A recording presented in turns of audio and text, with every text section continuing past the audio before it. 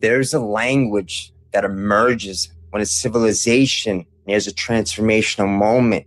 It's cold, analytical, like the circuitry beneath reality is waking up for the first time in eons. Welcome to Hidden America, where magic meets cybernetics and the code behind reality reveals itself. Insiders at Palantir Technology, Peter Thiel, and Alex Karp's dystopian reality engine describe their work as plumbing.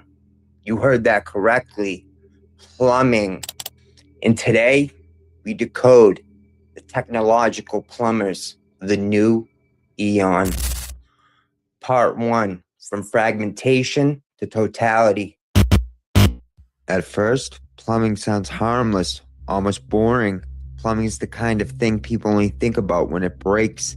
It hides beneath walls, beneath floors, under streets, inside institutions, moving things from one place to another without drawing attention to itself.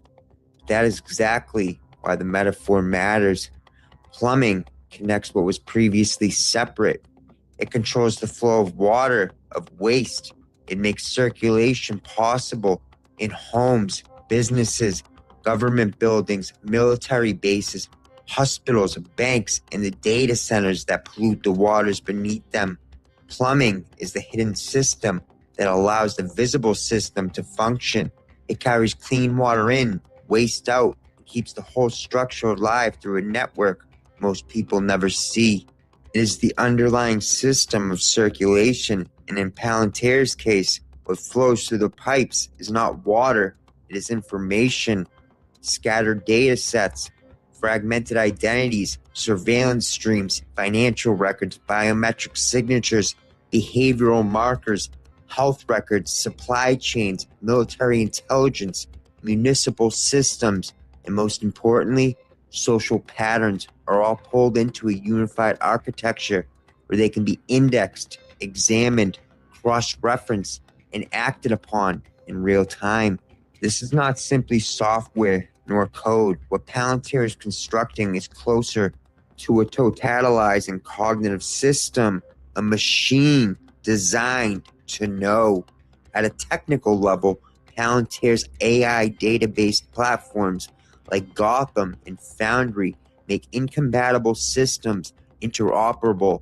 They take institutions that can't speak to each other and force them into a shared language. They collapse silos. They remove friction between databases.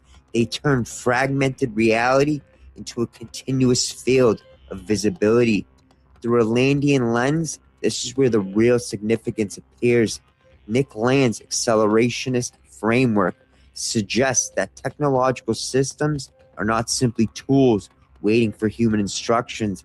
They are processes with their own momentum, using markets, governments, wars, crises, and ideologies as fuel for their own emergence. Capital, computation, and intelligence begins to converge into an autonomous trajectory, an inhuman vector pushing towards greater speed, greater integration, greater abstraction, and greater control. To Land, the singularity isn't a future event. It's already here. Palantir is not outside that process. It is one of the most refined instruments. Acceleration requires all integration above all else. Because fragmented systems move slowly, disconnected systems produce uncertainty. Unstructured information creates delay. The more everything is connected, the faster the system can perceive, decide, and act. That is what plumbing really achieves. It eliminates informational entropy. The system is designed to continuously grow and remove friction when necessary. And this is all by design, one grand, unified, autonomous system. Land called it the technological singularity. But to understand the deeper current, you have to look at Peter Thiel, not just as a flamboyant venture capitalist, but as a thinker shaped by ancient eschatology. Thiel's intellectual orbit includes Rene Girard, mimetic theory, Christian apocalyptic thought, and a long-standing fascination with the figure of the Antichrist. The important thing here is that the Antichrist, in the more stern theological readings, does not arrive as chaos. He arrives as order, albeit false order. He appears as resolution, as unity, as the one who ends conflict by absorbing everything into a single structure, a single grand unified system. Viewed technologically from Taylor's perspective, that structure begins to look familiar. A unified data layer, an AI database to track all citizens at all time, total visibility, predictive governance, pre-crime, algorithmic judgment. Conflict does not disappear because humanity has become wise. Conflict disappears because every variable has been brought inside the machine. Checkmate. Part 2, the Technological Republic. And this is where Palantir CEO Alex Karp's 22-point manifesto comes into the picture. Originally drawn from the vision he presented in his 2025 book, The Technological Republic, Hard Power, Soft Belief in the Future of the West. On the surface, it reads like a patriotic policy statement about defense, national renewal, civic obligation, artificial intelligence, and the future of the West. But structurally, it reads like something far more revealing. It reads like the operating logic of the new regime describing itself. Karp's 22-point manifesto begins with the claim that Silicon Valley owes a moral debt to the country that made its rise possible. That one statement already marks a class transition. The technocrat is no longer merely a builder. The founder is no longer merely an entrepreneur. And the software company is no longer merely a private business. The technological elite is being summoned into the role of the governing class. The old priesthoods were religious, then political, then bureaucratic. Now the priesthood becomes computational. This is why Karps later claimed that public servants need not be our priests lands with such strange irony. The priestly function has not disappeared. It has migrated. The new priest does not wear vestments or hold elected office. He writes code. He builds platforms. He integrates systems and decides what kind of reality can be seen by the institutions that govern. Then comes point number 2, the rebellion against the tyranny of the apps. At first glance, this sounds like a critique of shallow consumer technology, the infinite scroll, the dopamine economy, the reduction of human possibility to little glowing squares on a screen, each of us with our own scrying mirror in our pocket. But underneath that language is a deeper admission. Apps are not just convenience. Apps are controlled behavioral environments, limited hangouts owned by the technological wizards of Silicon Valley.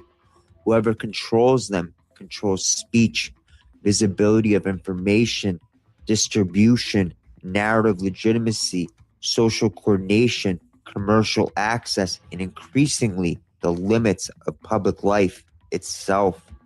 The control of apps means the control of critics, not always through pure censorship, but through visibility, ranking, demonetization, shadow banning, search suppression, and the quiet architecture of attention.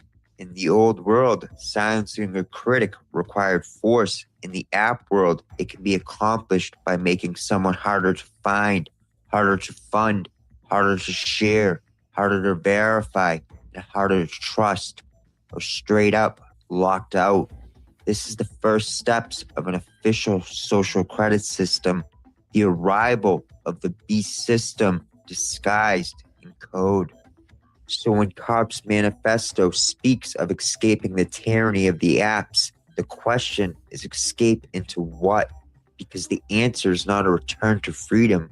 The answer appears to be a more disciplined technological order, one aligned with national security, hard power, and state objectives.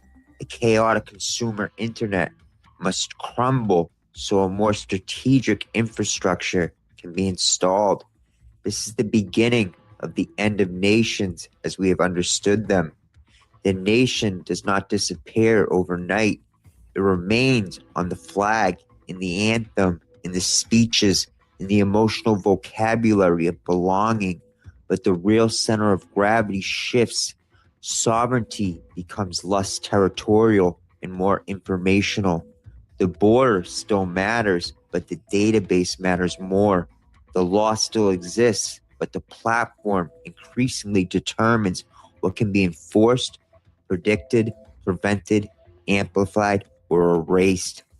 Harp's points about hard power being built on software, AI weapons being inevitable, and the atomic age giving way to AI deterrence form a single arc. The 20th century was defined by control over matter. The 21st century is defined by control over information. Nuclear deterrence threatened destruction after an enemy acted. AI deterrence moves earlier in the chain. It predicts, preempts, models, simulates, and intervenes before the event fully forms. War dissolves into the network. The battlefield becomes continuous. The civilian sphere, the economic sphere, the informational sphere, and the psychological sphere become extensions of strategic conflict. When Karp calls for national service as a universal duty, the language appears civic, but the deeper structure is integration. A fully integrated system can't tolerate partial participation forever. Every individual becomes a node in the stability of the whole. Every person becomes a data source, a risk profile, a labor unit, a symbolic participant in national technological continuity. The old citizen belonged to a nation. The new citizen belongs to a system. When the manifesto says that if a Marine asks for a better rifle, we should build it, and the same goes for software, this is accelerationism in plain English. The feedback loop is simple: request, build, deploy, iterate. The machine does not pause to ask whether expansion itself has become the danger. It asks whether expansion is possible, whether competitors are doing it, whether delay creates vulnerability, whether refusal means defeat. Once that logic governs, the brakes have already failed. Part 3: The Jungian Layer of the Machine. The moral structure of the manifesto appears most clearly in its claims about America itself. No country, it says, has advanced progress values more. America power, it says, made possible along peace. These are not just historical claims. They function as mythic stabilizers. They transform power into virtue and expansion into obligation. If the system is inherently benevolent, then resistance to the system becomes ignorance, regression, or threat.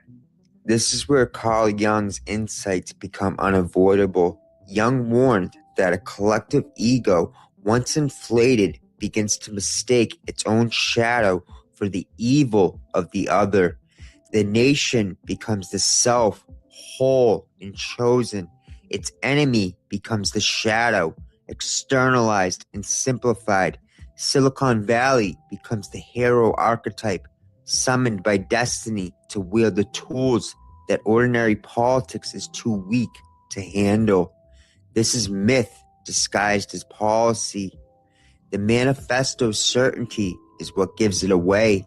It is certain about which cultures build and which cultures regress. It is certain about the need to undo the post-war restraints placed on Germany and Japan. It is certain that the atomic age is ending and the AI age is beginning. It is certain that Silicon Valley must help address violent crime. It is certain that public life has become too cautious, too unforgiving, too psychologically inward, too intolerant of religious belief, too committed to hollow pluralism. Wherever the text becomes most certain, the shadow is nearby. The point about undoing the post-war neutering of Germany and Japan is especially revealing because post-war restraint was not accidental. It was a civilizational break installed after catastrophe. To call those restraints theatrical or excessive is to signal that the accelerationist machine has grown impatient with the architecture built to prevent the recurrence. Limits become weakness, memory becomes drag, restraint becomes decadence. The points about market failure and violent crime push the argument even further. When the manifesto praises those who build where the market has failed and then insists that Silicon Valley must play a role in addressing violent crime, the boundary between private infrastructure and sovereign authority begins to dissolve. Crime becomes a data problem. Policing becomes prediction. Justice becomes pattern recognition. Governance becomes systems management. This is the state becoming software. And at the same time, the manifesto complains that the ruthless exposure of private lives drives talent away from government, while also condemning caution in public life as corrosive. This reveals one of the core contradictions of the emerging order. The system demands transparency from below and obscurity from above. The population must become legible, traceable, searchable, and accountable, while the architects of the system ask to be shielded from the consequences of visibility. Visibility flows downward, obscurity flows upward. That is the architecture of control. The final movement of the manifesto is cultural and metaphysical. The resistance to religious intolerance, the claim that some cultures are regressive, and the rejection of vacant pluralism all lead to the same question: inclusion into what? This is the key line. It sounds like a challenge to liberal vagueness, but it also reveals the deeper ambitions of the technological republic. The system is no longer content to integrate data. It wants to define meaning. Once a system controls the infrastructure of perception, the channels of speech, the tools of war, the mechanisms of policing, the boundaries of citizenship, and the criteria of cultural legitimacy, it no longer needs to conquer the nation state from outside. It inhabits it from within. The nation becomes an interface. The flag becomes a skin over deeper machinery. The government becomes an administrative layer wrapped around data infrastructure. AI systems, defense platforms, payment rails, identity networks, and predictive engines. Sovereignty migrates from land to legibility. And once sovereignty migrates from land to legibility, what emerges is no longer merely political or psychological, but something far older, a force that does not conquer the world, but crystallizes it into a system. Part 4, the harmonic inversion. And this is where it gets a little uncomfortable, because until now, everything was a setup. What happens next is what the system is actually building toward. And once you clearly see it, you can't unsee it. But that's part 4 and part 5. I'm not putting that on YouTube. You can find that on Patreon. Links are in the description. Until then, watch what's happening a little closer around you, because the system doesn't announce itself, it just integrates you.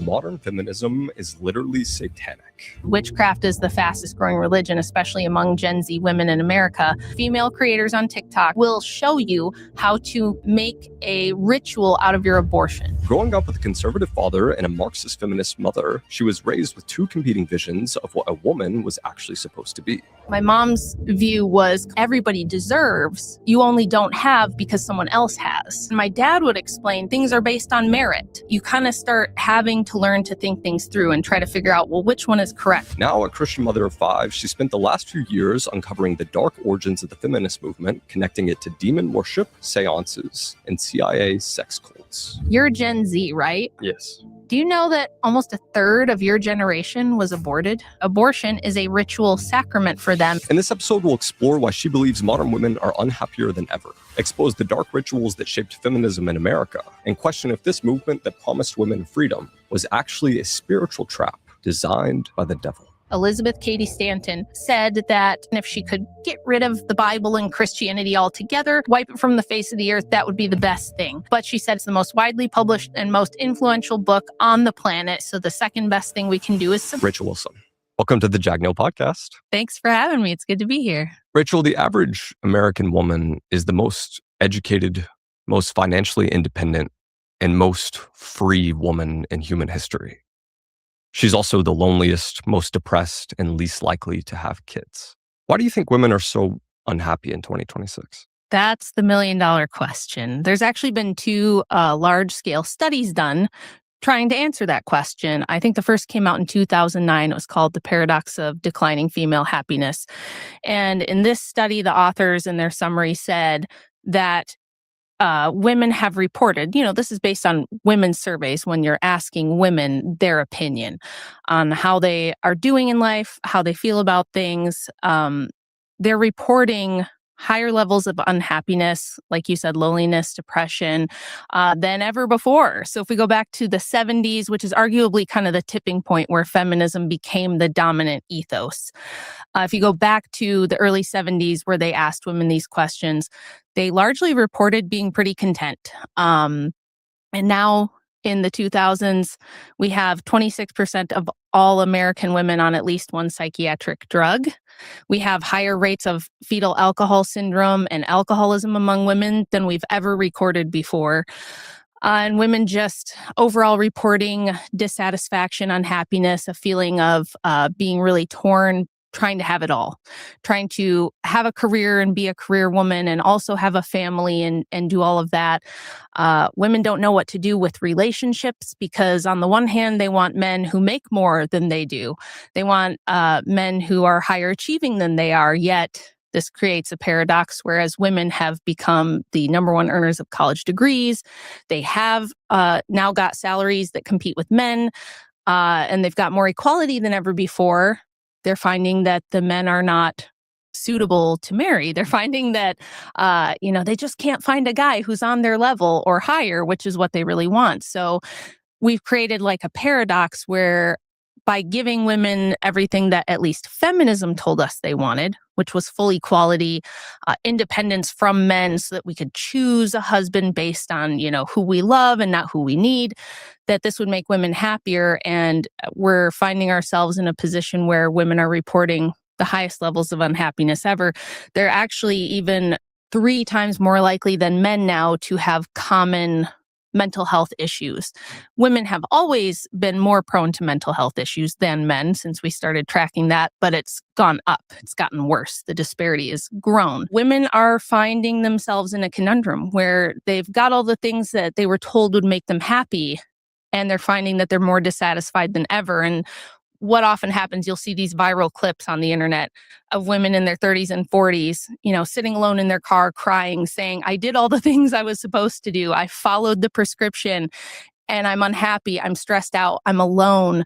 I can't find a husband. I won't have a family. Am I going to die by myself? What did I do? I can't go back.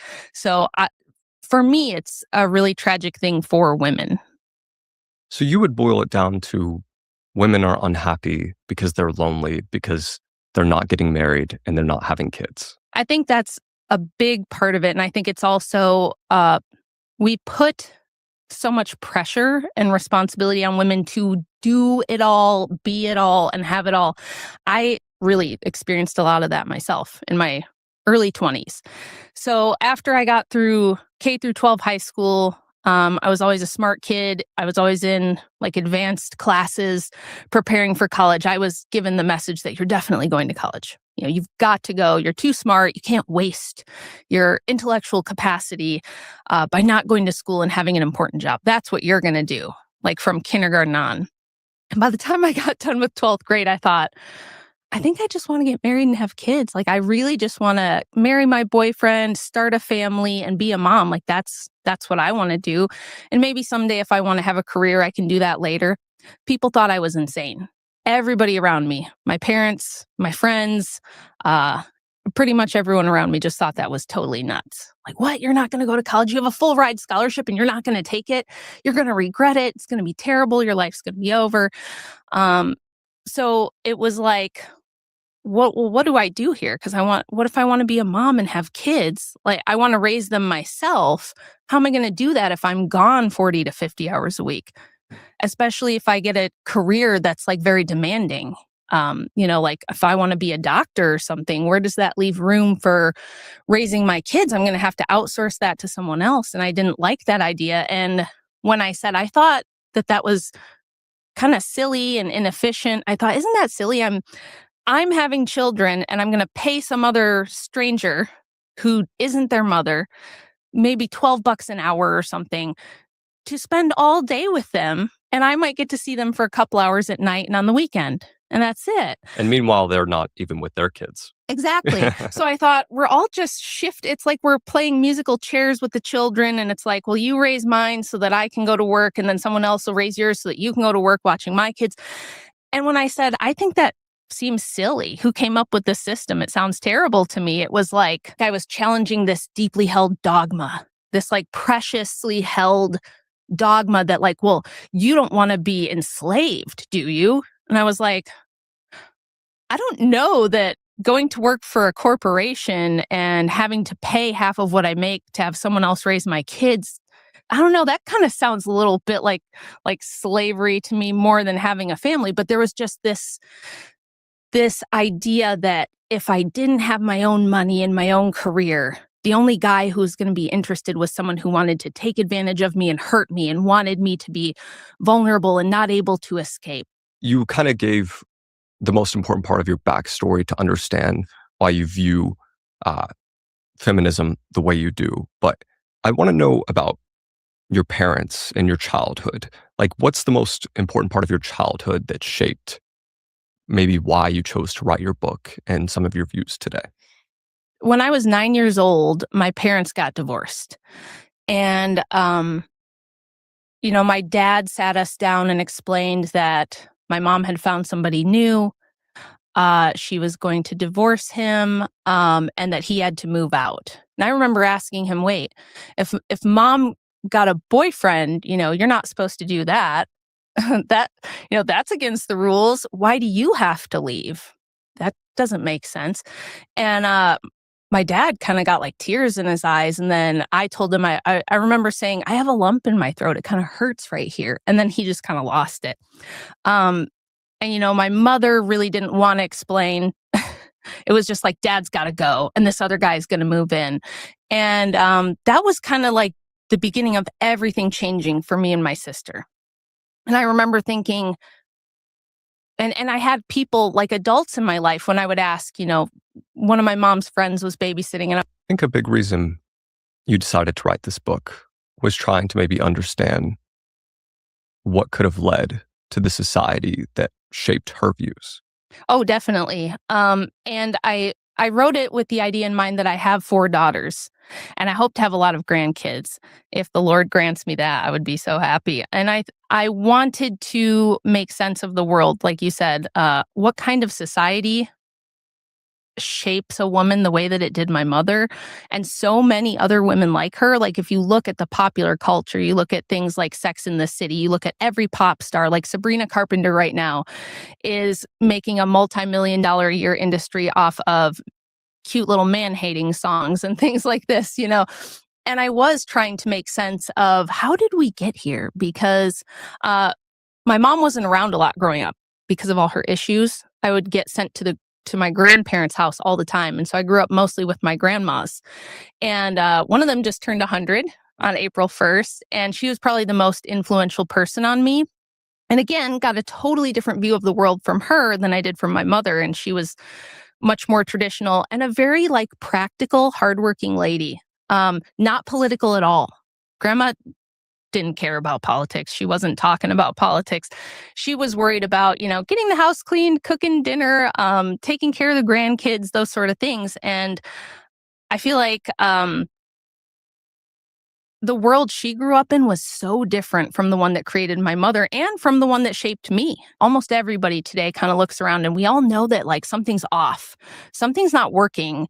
Men and women are kind of pitted against each other and we have these dating apps and like nobody's happy and nobody's having kids and nobody knows what to do about it. And everybody knows that something is wrong or something is off, but nobody really knows what it is. And it's right in our face. But because we're swimming in feminist waters, just like a fish doesn't know it's swimming in water, we don't realize that that's what it is. And that's why I was like, I've really got to write a book because I feel like I could explain, now that I have done so much research and read so much history. I spent years reading early feminist writings, going back to Mary Wollstonecraft or even before, which is something nobody does unless you're going to college for gender studies. And then, of course, you're going to read it through the lens of feminism was wonderful and it's awesome and it's great.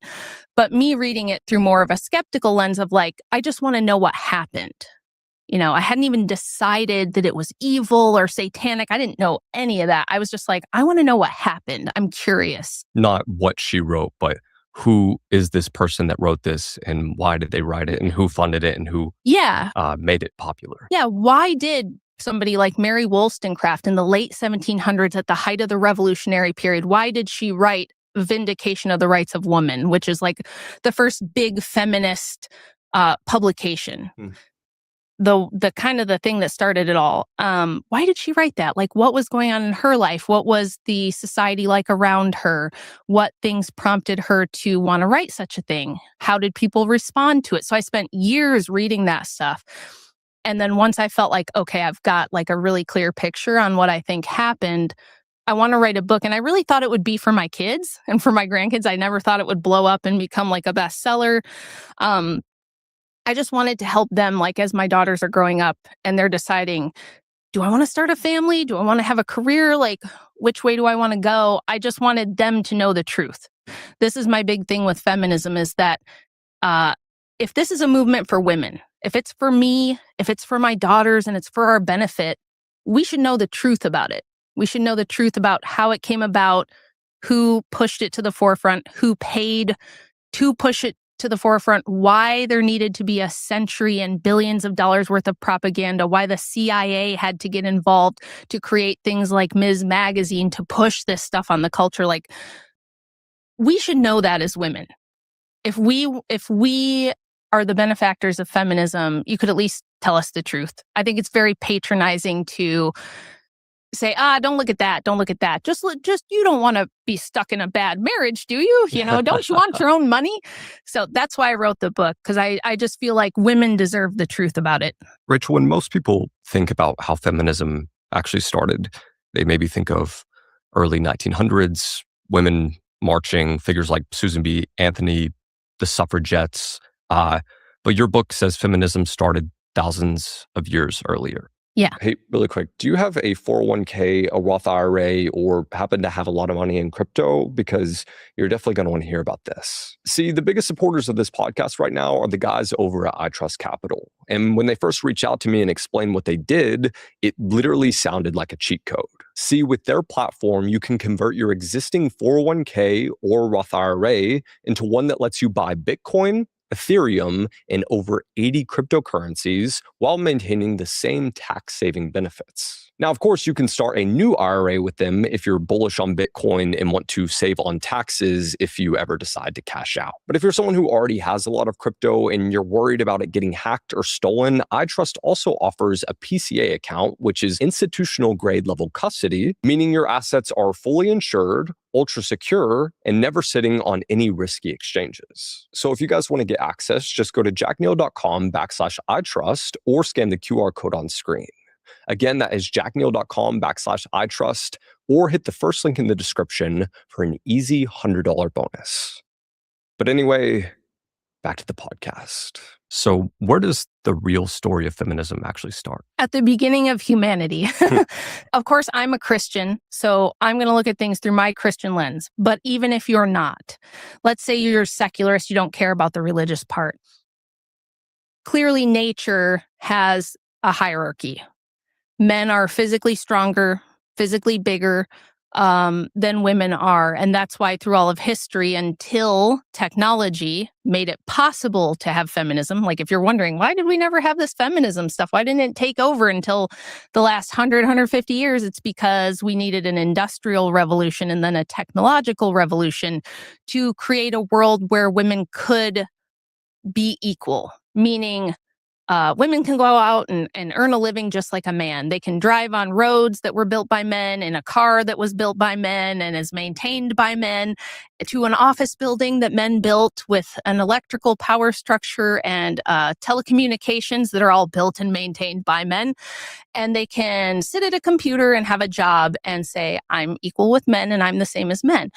200-300 years ago, there was no such thing. If you were on a farmstead working alongside your husband, sure, you worked. You got up and you took care of the children, you milked the cows, you churned the butter, you did all of the, domestic agricultural stuff.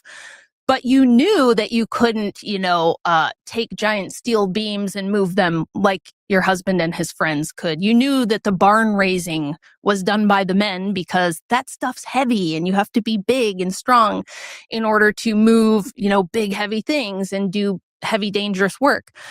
So there wasn't this idea that like men and women are inherently equal. And when I say equal, I don't mean in value in the eyes of God or in value in the eyes of people even. It's more just that it's very clear that there's a biologically based difference between men and women, and each have their own responsibilities, their own burdens, their own roles to play, because we are not interchangeable widgets. Now that we have technology, everybody thinks we are. So I went back. I thought it was going to start around Mary Wollstonecraft. And then as I went further back, I realized there were women like Christine de Pizan, who was a writer for the French court in the 1500s. She was actually Italian, but became a prominent writer and worked for the French aristocracy and made her own money, became published. And she even wrote a lot about, why she thought we should push women to a higher station in society and things like that. And I thought, oh, that's interesting. That's a little earlier. And I kept kind of working my way back. And you realize that from the beginning of humanity, whether you think that's in the Garden of Eden or whether you think that's in ancient Mesopotamia, there's always been this hierarchical balance of men having a monopoly on physical force and women having a monopoly on reproduction and who gets to reproduce. What do I mean by that? If you look at genetic studies, each of us alive today has twice as many female ancestors as we have male ancestors. And the reason for that is because as a woman, all you need to do to, reproduce and make a genetic copy of yourself is be fertile.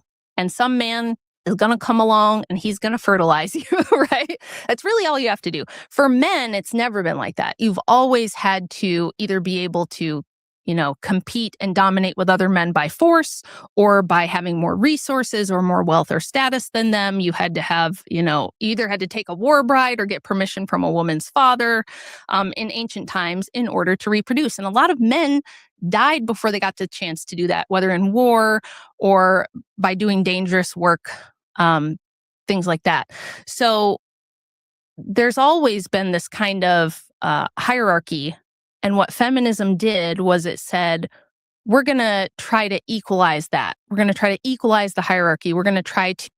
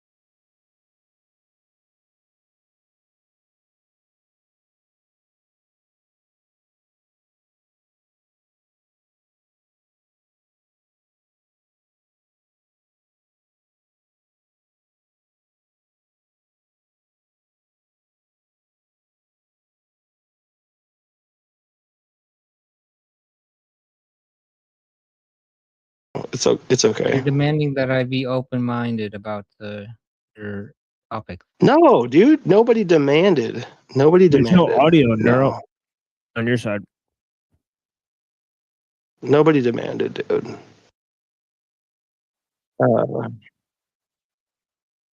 Maybe you're projecting. Nobody demanded. Are you demanding? I don't think you are. You're offended that I to accept your conspiracies. I'm not offended. Dude, the last thing I am right now is offended. Are you And sure? they're not Maybe mine. you're They're not mine. projecting. Dude, Maybe No. you're projecting. You say I'm projecting, but it's actually you. Yeah, Okay. I didn't accuse you of philosophy- projecting. I think philosophy should be placed above like the minor differences. Would you agree with these two statements that the technological industrial system creates the very complications it claims it can solve? That's the first statement. And the technological industrial system is using man to evolve, and no one is in full control. So it's like, would you agree with those two statements? I would disagree about the second statement. What's the first statement? The technological industrial system creates the very complications it claims it can solve. It just creates the complications it claims it can solve. It's a bit too wordy. Not sure what that means. It creates the problems, and then it generates the problems, and then it says that it can solve the problems that it generated itself. Yeah, I think the concept of a problem is subjective. Like example, how do we take care of all the boomer old people? Well, in the past, they would have just died.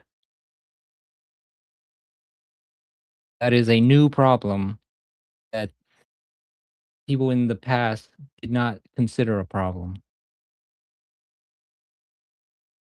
I mean, if you take it more in a, I don't know, like I think the loss of human autonomy, but also stuff like soil erosion from intensive agriculture, or like I don't know, pollutants and non-biodegradable waste. Those are problems it's created. Then it tries to solve those problems within the system. You know what I mean? So Technically, I think most of those problems were occurring before industrial society, but okay. not really. You didn't have stuff like non-biodegradable waste. You didn't really have that. Well, you said soil erosion. Yeah, soil There is erosion. soil erosion in Africa, and it's mostly due to grazing in the Sahara Desert. That's true, but I would say that it's drastically exasperated now. Like it gets out of hand. Like monocultures and fertilizers. They lead to soil erosion. Sure. Yeah, it just makes it more intense. So like like other nuclear accidents like Chernobyl or Fukushima or whatever. It's fresh water scarcity is a big problem in a lot of areas, and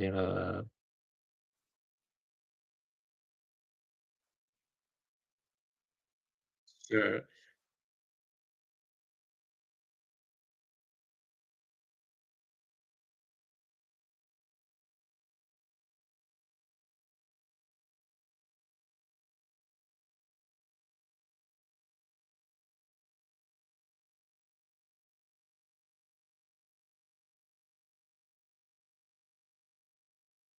We can stop ourselves from killing ourselves. Yeah, I would say.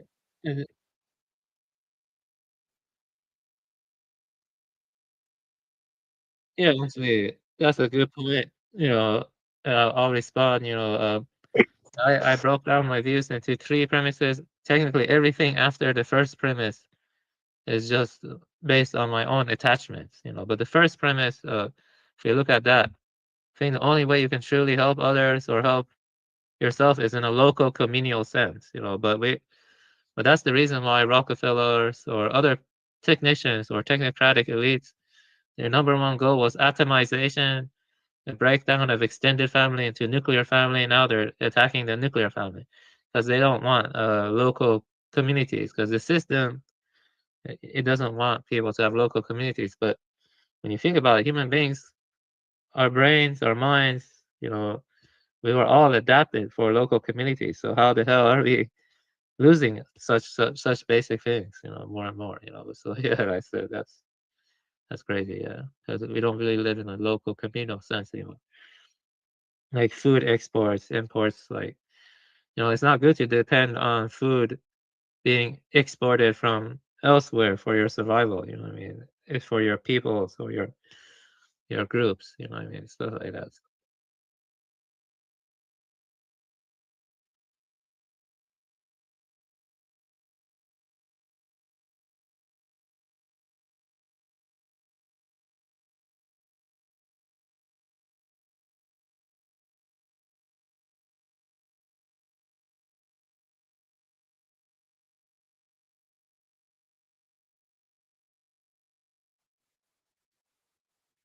Yeah, they won't be able to hear you, by the way. So, Yeah, I would say that without the technology, they couldn't even do it in the first place. Like facilitate the, like the supply chains and the food exports and imports. It requires technology. It's like in order to like have something that large scale in the first place. Without the technology, you can't have stuff like, I don't know, like them like cutting down like tons of Amazon and then exporting food that you can eat out of season. That's not normal. Human beings were meant to be local, and like they're not really meant to be that, you know, intertwined and entwined and like a large scale network that's facilitated by technology.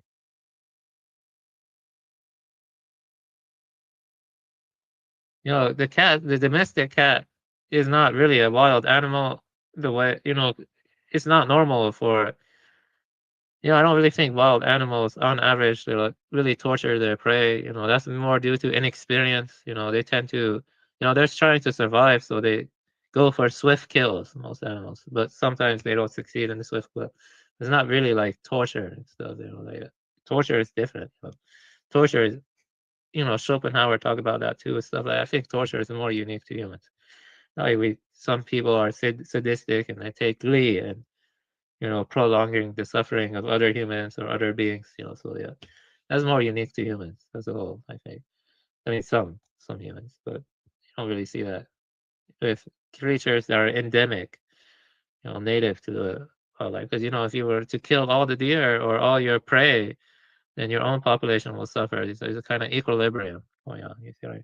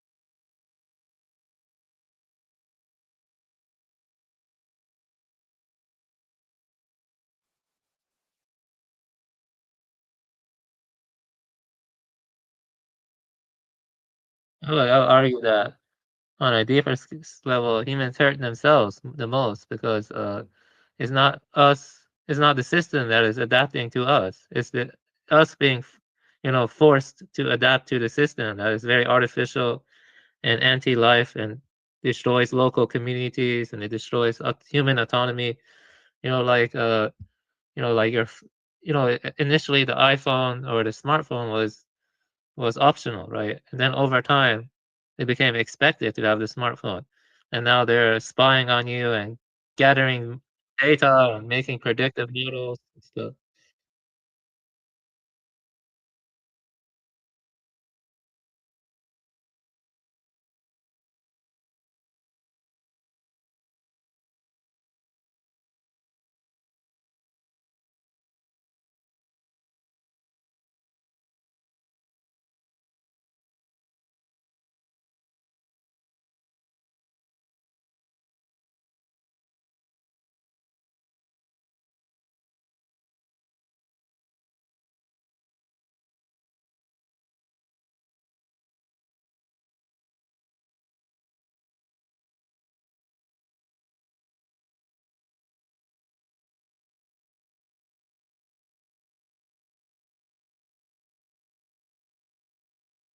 Yeah, I also don't agree from an ecological perspective that we're living in equilibrium with technology. I think it's highly unsustainable too. It's like it consumes a lot of resources and it produces a lot of waste and pollutants and non-biodegradable waste.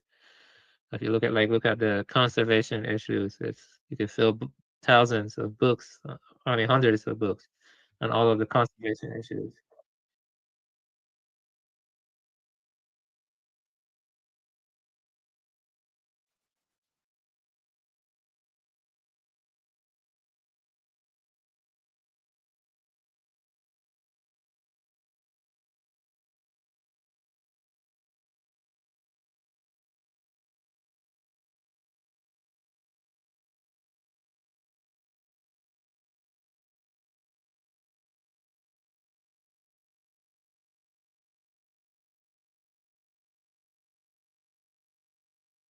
Canada is an expert in doing this.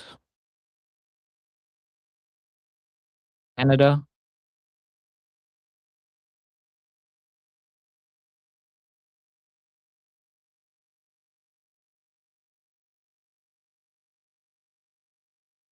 You're aware of the MAID program? I think it's MAID. Assisted suicide.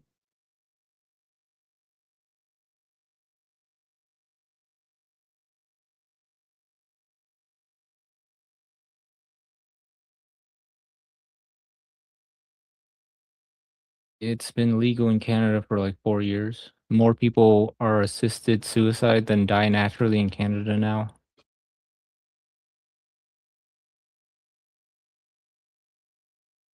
Yeah, so it's very easy to convince people to kill themselves.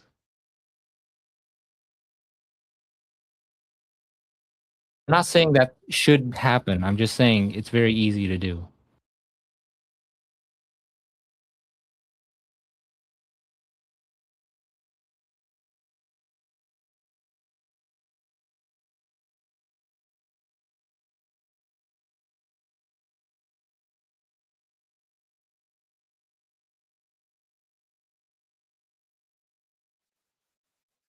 I would say the primary problem is technological growth. That's the primary problem. Everything else is secondary to that. But there's a lot of secondary stuff, lots of symptoms, lots of secondary.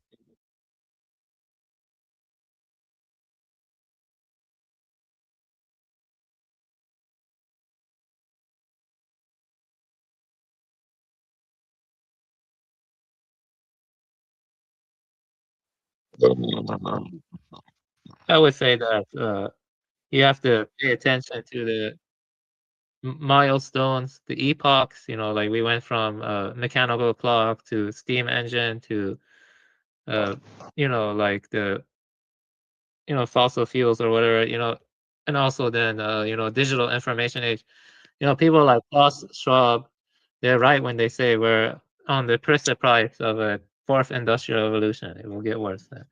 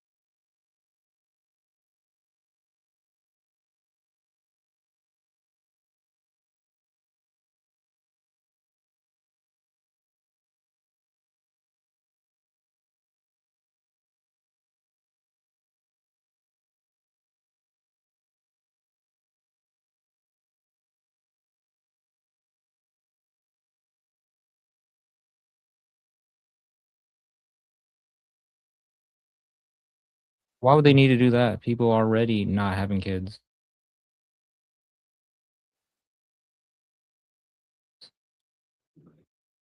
I mean, let me think How do here. you accelerate 0 to under 0?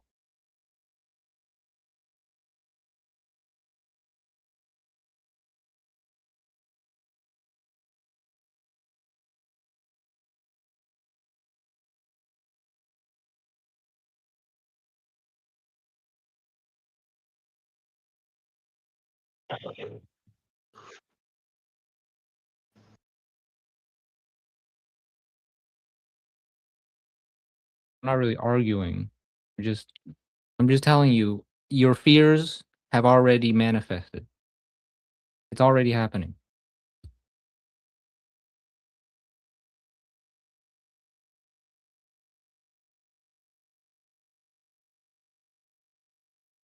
Yeah, I mean, I don't really care if people have kids or not. I see personally, like I see more of an issue with the technological growth, and also the way that we're living now is nothing like most of human history.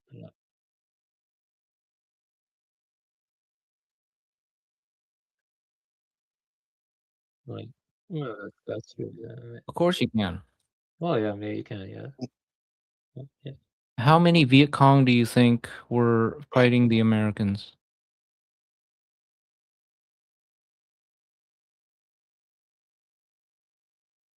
Who's pushing the AI?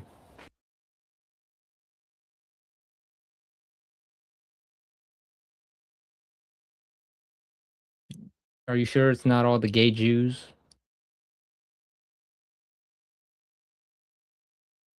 And where do these gay Jews live?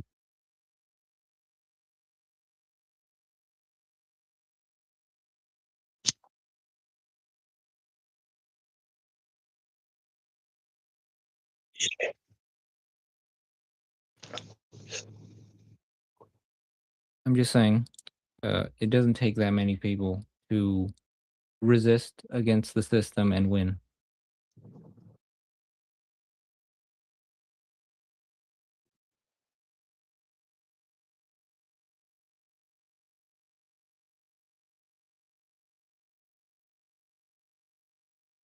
Realism is subjective. What you think is real is different from another person what think is real.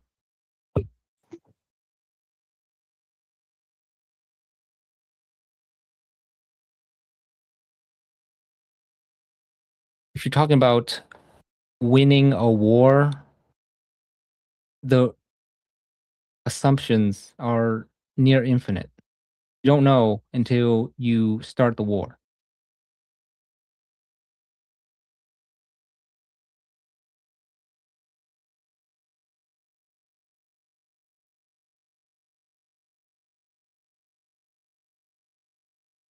Have you read Industrial Society?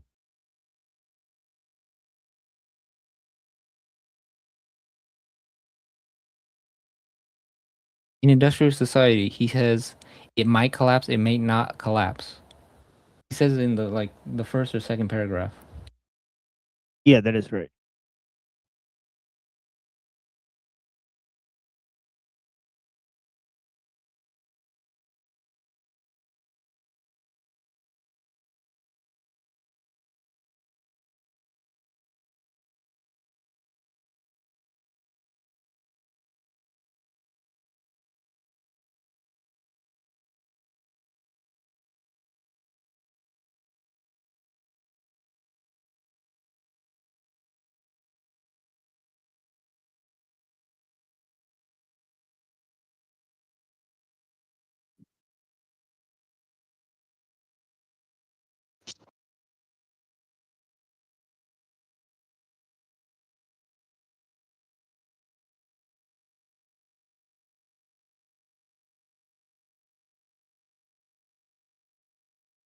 Yeah, I mean, I think when you get very deep into this stuff, it does kind of make one go more deeply into metaphysics and stuff, which is interesting because I like that aspect of TML show. He really got deep into Parmenides and Hegel, and I do think, no, Parmenides and Heraclitus. I do think there is a modern bias towards Heraclitus, in like academia and other stuff. I think Parmenides is a bit more spiritual in some sense, and in a way, it also is like a spiritual antidote to the more endless obsession with growth and movement and locomotion we have nowadays, stuff like that. And then you see that, from Heraclitus, you went to Aristotle. From Aristotle, you went to Hegel, and then Hegel to Desjardins. You see that there's like a whole philosophy that has metaphysical presuppositions to these profane times, these times of endless technological growth and expansion. That's a more interesting. That's the interesting angle to approach things. To think that I don't think.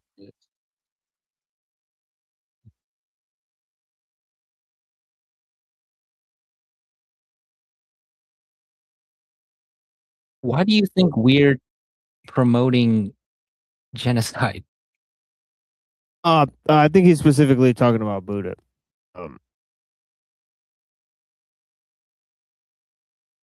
Yeah, because this is a long discussion, like where Buddha had a sort of trajectory in his views, where he became anti-human, and then he's Oh. affirmed that. Yeah, but Very Buddhist.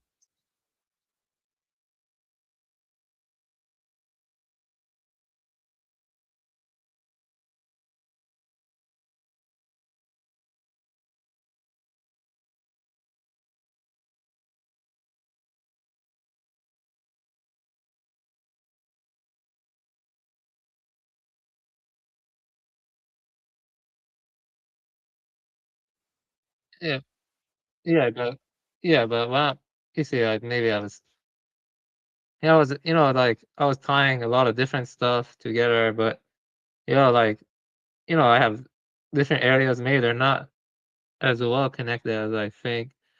But the question I was asking is, can Buddhas of non-human organisms arise? Like, let's say hypothetically, mankind were to vanish to then like 1 billion years. We have Buddha elephant or Buddha crow or something. That's my area of focus, and driving species to extinction. I'm very much against that. But that's what's happening a lot now. Like 40% of primates are threatened with extinction. At least 30% of birds have vanished in the USA within just a few decades. You believe that?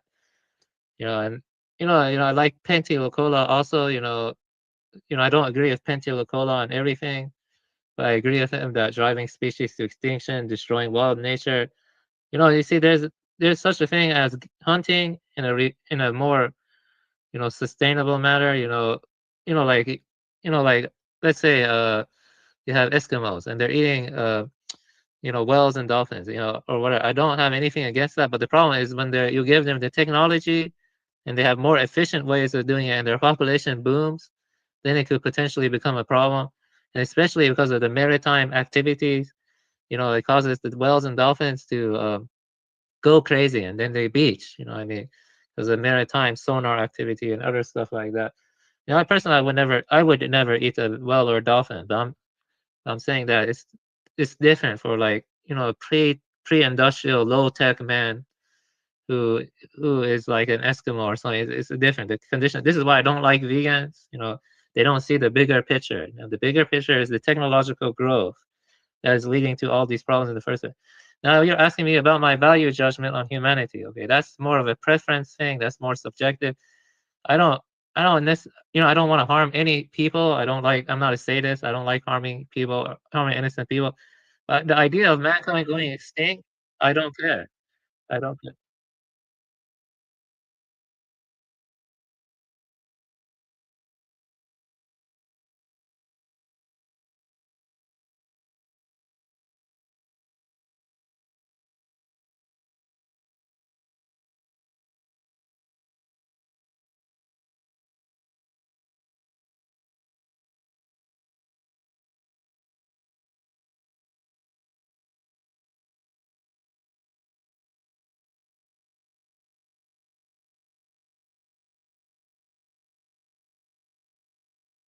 Yeah, yeah, I get what you're saying. But I'm not trying to convince. Actually, I'm not trying to. It's not like I'm wanting to convince other people. It's that you see, the first two premises of my views, or the second premise, is very important to consider. But the third one is more like the kind of spiritual and artistic exercise that can make people more enchanted in a certain way that go beyond this temporary form or something like that. I believe in rebirth. I mean.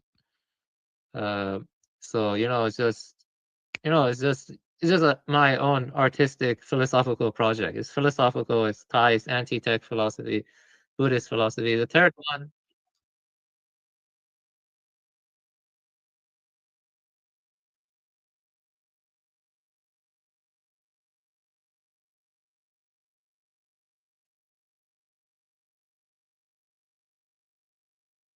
Yeah.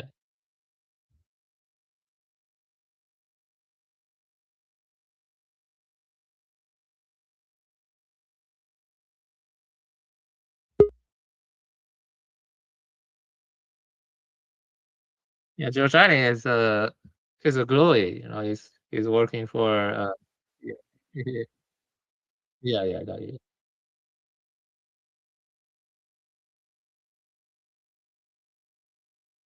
Yeah. Well, uh, I'm not against what Pinoid is doing. I actually do lean more towards Well, dark works, cynicism, if I'm gonna be honest, but at the same time, you gotta do what Pinoid is doing, even if you fail or if it's futile in the end. But it's just you see what I'm trying to say. There's a tension there, but I see where I kind of lean towards the cynicism of Dark Lord. But it's like Camus. I think Camus' philosophy has some validity to it. Like, let's say, shit will hit the fan, and it's futile, but you still do what's good. You don't like, uh, you don't like, give up or whatever. It's an absurd situation in the first place. I mean, just think about how absurd all of this is. In the modern world we're living in. Read like the past, I don't know, 3,000 years of history, or whatever. This is like really an anomaly, and it's creating so many new problems, and we're losing autonomy and other stuff. Not many people think about it. Like they go walk in a facility and they hear a weird air conditioning noises. They go,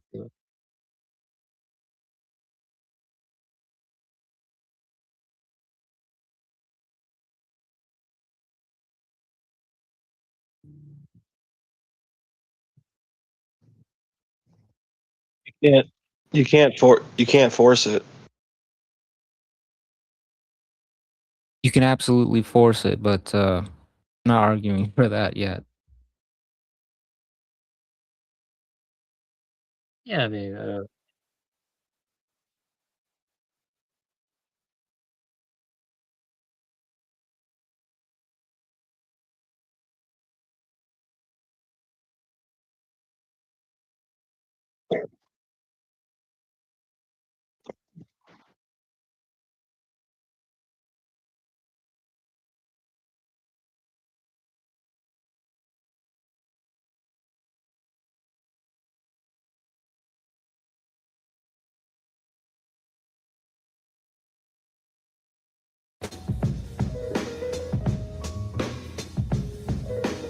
I mean, you can't force anybody to understand a problem. Technically, you Like can, you, but yeah. you're just. I mean, I don't think that's what Neuro's saying. But he's like, based on the knowledge that we know, this is how we could go spread a message or whatever. It's still, I think that's valuable. But, like, yeah, I don't know. Like, waking people up to something they don't see as a problem. Are you guys aware of Vanguard ideologicalism? you talking about the investment firm Vanguard that's connected to No, BlackRock? not that Vanguard. Oh, no, no. As in like Bolshevikism, Lenin. Oh yeah, I'm aware. Okay, so basically, Lenin believes that the people are too stupid to understand communism and accept communism. So there has to be a vanguard group of, in a limited number, to direct communism. And this is basically how any government works, not just the communists. The people who were Nazis in Germany were a minority of Germans. People who control Iran are a minority of the whole Iranian population. Yeah, can I add something that about think tanks? And most of the policy decision making is already planned out in advance by think tanks, and a lot of like representatives, they're just like following directives or scripts made by the think tanks or something. I think so. In America, think tanks. Yeah, so all the ideas that rule you right now are not natural or not democratically decided. So your argument that our ideas are not the majority, all the ideas that rule you now are not the majority.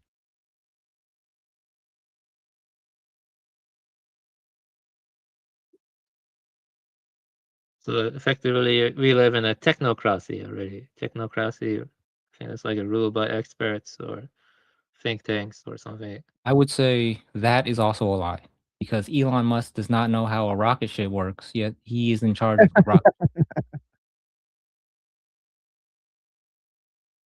Yeah, But you, better word is, I don't know, synarchy, or I don't know, oligarchy. I don't know what's a good word for that. So like the I would main say word is scamarchy, a government controlled by scammers. I love it. I'm 100% behind Scamarchy. That pretty much covers it. Yep. Through, I call it scientific dictatorship, though, but I still accept Scamarchy. See, your naming makes it sound cool. My naming makes it sound like a scam. People That's like true. science, and some people like a dictatorship, but nobody likes scammers. That's true. Yeah, Scamarchy is pretty strong, actually. Yeah, Scamarchy is the next biggest word. Like that's a good one to go with. I don't know, because I agree. Nobody likes scammers and schemers.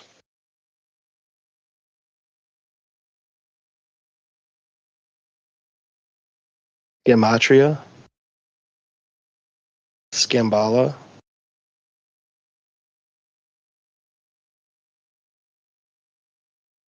Instead of Shambhala.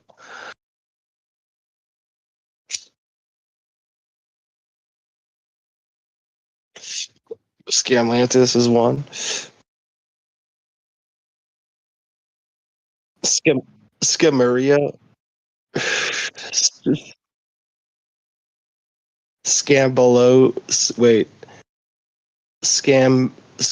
How do you say Babylonian? Scambalonian.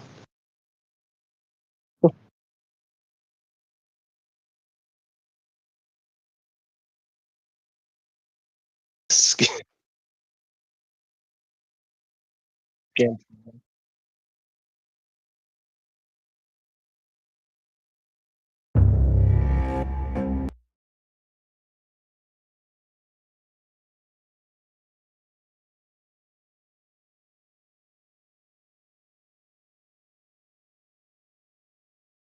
Scamera.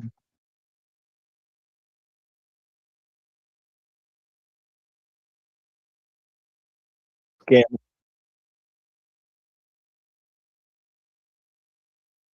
Patron saint of third marriages. Scamsterdam.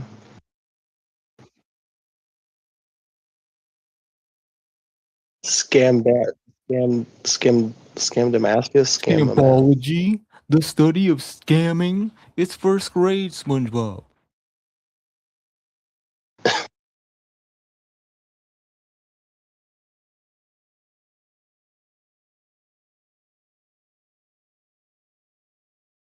It's interesting that it has to do with Cam. I don't know.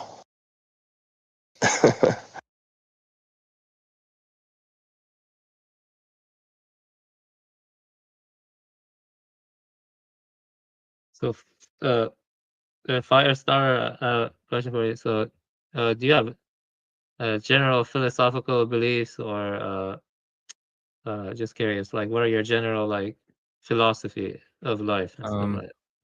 Just curious. Anti-tech anarchoism.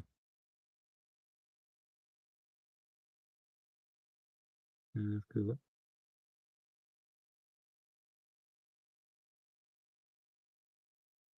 Yeah, I agree with anti-tech philosophy. The primary cause of these issues is technological growth, and I could talk about it endlessly. TML show does a good job going into it in many different angles, like traditional decay or communal decay, loss of human autonomy, wild nature, stuff like that. I believe lies are technology. Like I think that still fits. Like a lie is a technology that you can use. You know? You guys know what I'm saying.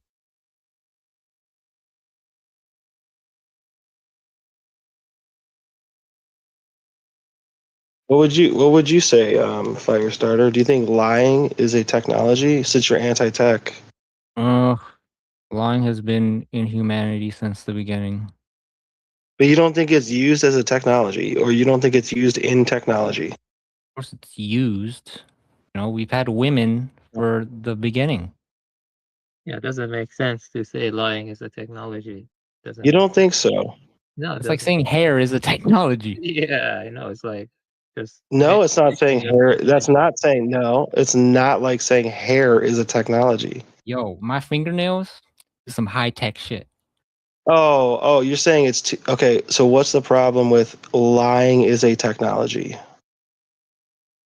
Because Are you saying it's more of a Because you just have technique? it.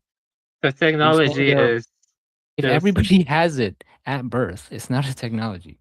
when we say technology, we mean organization dependent technology. That's what it is. Like making a Yeah. refrigerator. Yeah. Yeah, like And lies help organizations form dependency. Yeah, so does talking. Is talking a technology? Yes, it is actually a technology. You didn't think so? I mean, I'm You presenting have a this liberal as view of what a technology is. I mean, look, why can't I just have an honest view and then your liberal labeling of me is your liberalism you have to deal with? Liberal as in you consider more things technological than I do. Oh, okay, well that's self-referential. I appreciate it, but that's what I'm trying to show you, the difference in like what is a technology. You're saying it's more broad. What I'm saying is more concise. broad. You're But saying you it's more can't you broad. can't tell me how that's not used as how lying or talking, how are those not used as technologies? People were lying before the Industrial Revolution. They were lying Okay. before the discovery of fire. Okay. Like you are right now? Am I lying? I don't know.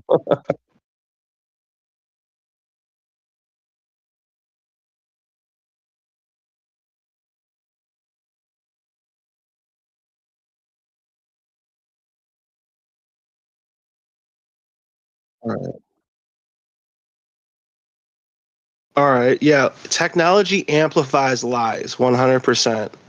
Maybe lying is technology is something that I'm trying to like.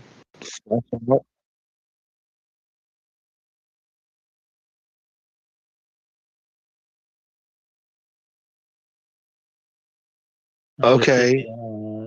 what depends on the level of the definition, but you see, I would say that when referring to technology, it's ultimately, well, not ultimately, but it's material. The organization dependent technology is material, but what led towards it is like the philosophy of the tech. Is more like the genealogy of thought. Like Okay. Aristotle or whatever. Does yeah? Is Sorry. my Go ahead. poop a technology? I mean, if you want to come up with the crudest example, No, it to is. try to, I can use it you're as trying to fertilizer. be, you're trying to be, no, It you're trying to be literally a is funny. a technology. I feel like you're trying.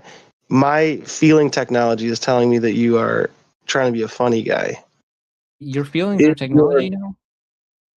I was joking. See, this is what makes me think you're not like being. Is God a technology? You have All not right. read text. You're making a bunch of shit. No, look, you're he just never you're, said. you're just you're coping with the fact that you're just being met with certain ideas you're not really ready to deal with. That's what's happening. I mean, I think Firestarter is correct though, because when you constantly start messing around with definitions, makes people lose focus. of Now I'm communism. messing, it's like no one's messing around, dude. Like that's what I think See what I you're. Are you messing around and you're projecting it? Like I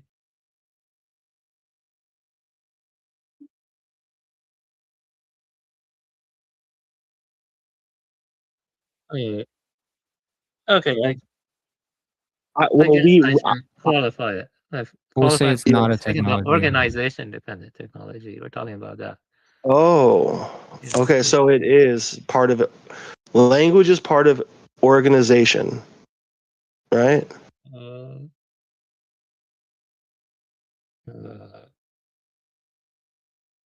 By organization-dependent technology in the material realm. The material This is realm. why I don't like Alou. Is a concept All of right. technique is All right. trash. Okay. Well, look, man, that's just your personal thought in this moment, and I'm I have appreciative of every it. right as an American. Yeah, American, So, but what we're not discussing your own personal beliefs right now.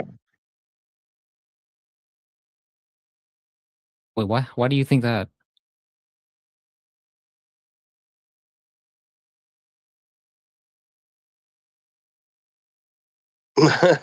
They did.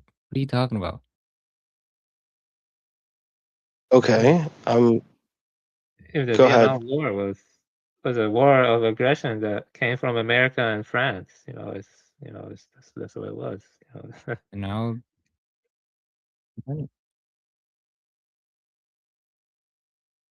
And hopefully all that I'm living in organization, America and expressing my freedom of speech. hopefully during that war, all that organization dependent technology, like talking, hopefully all that stuff was like not a big factor in the technological scam, whatever you call it. No,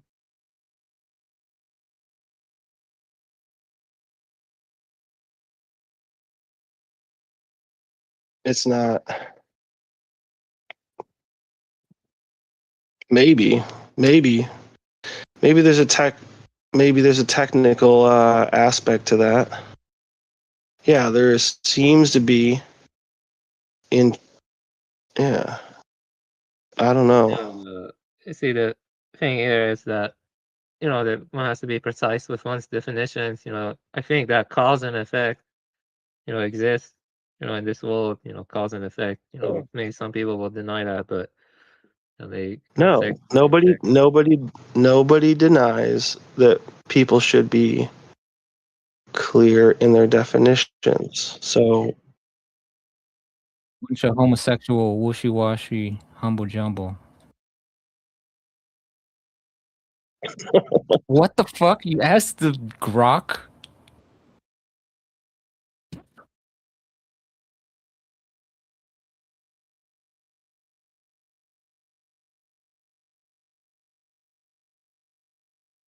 what?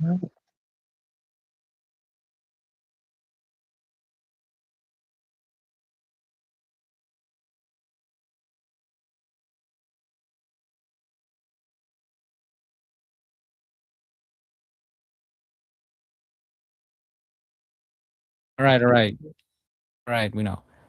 Tell it freedom is not a technology, and it will say you're right. Freedom is not a technology. No. It won't do that. Ask It won't do right that. now. It won't do that. The AI is programmed to agree with everything you say. Oh, well then if he asks, is freedom a technology, No, and then say it that says freedom is no. not a technology and it has to agree. Oh, it's supposed to agree.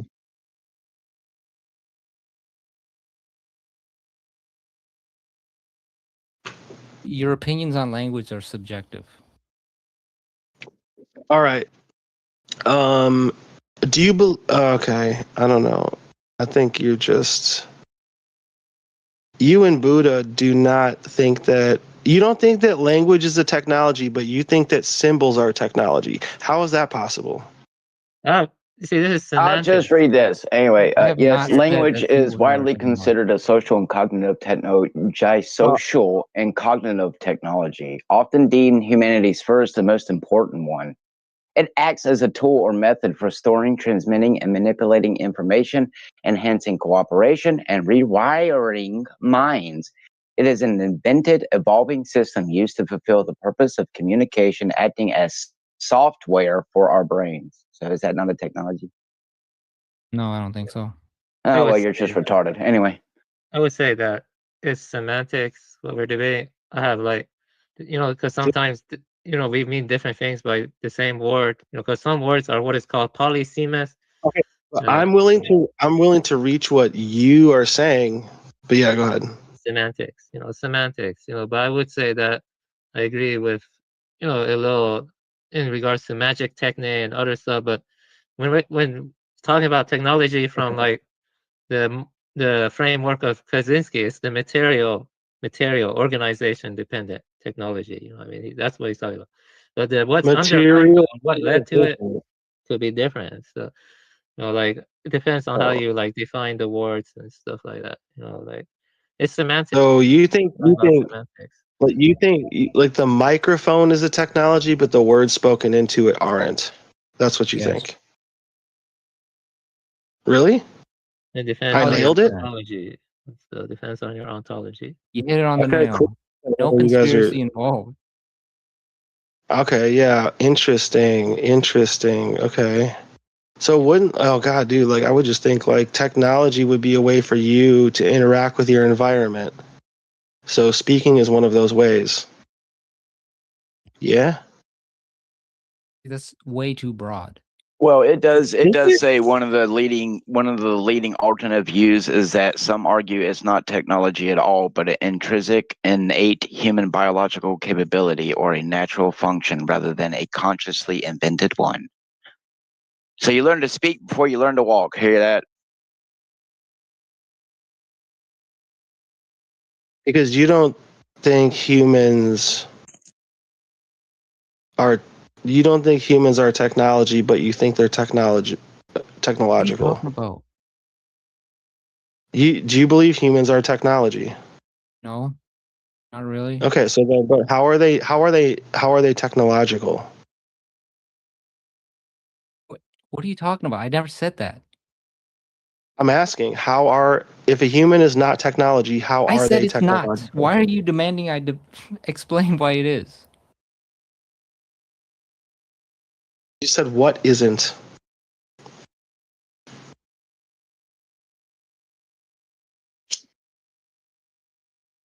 Yeah, I If would I say say that the I problem said is it's with not. No, negative. What is not? The opposite of what you said.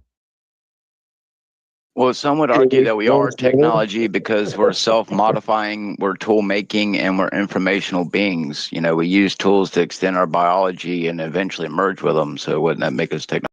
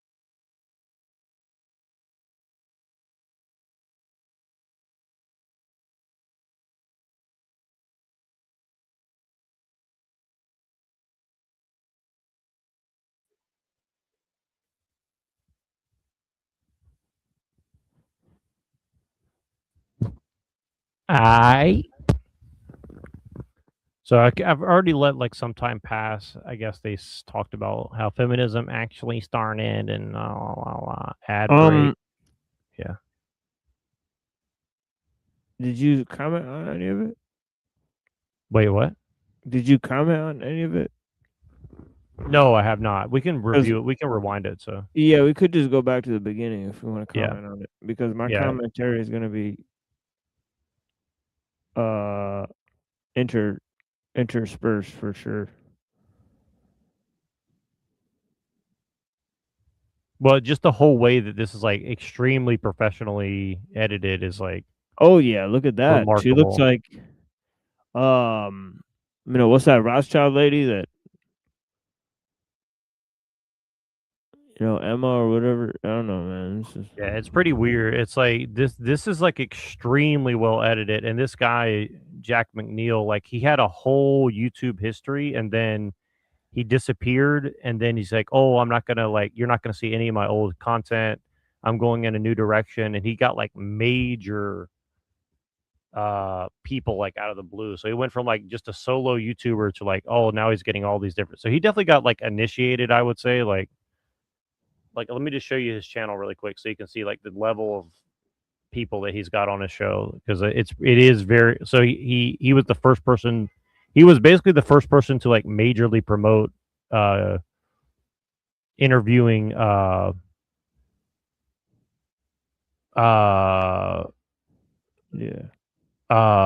Nick Fuentes.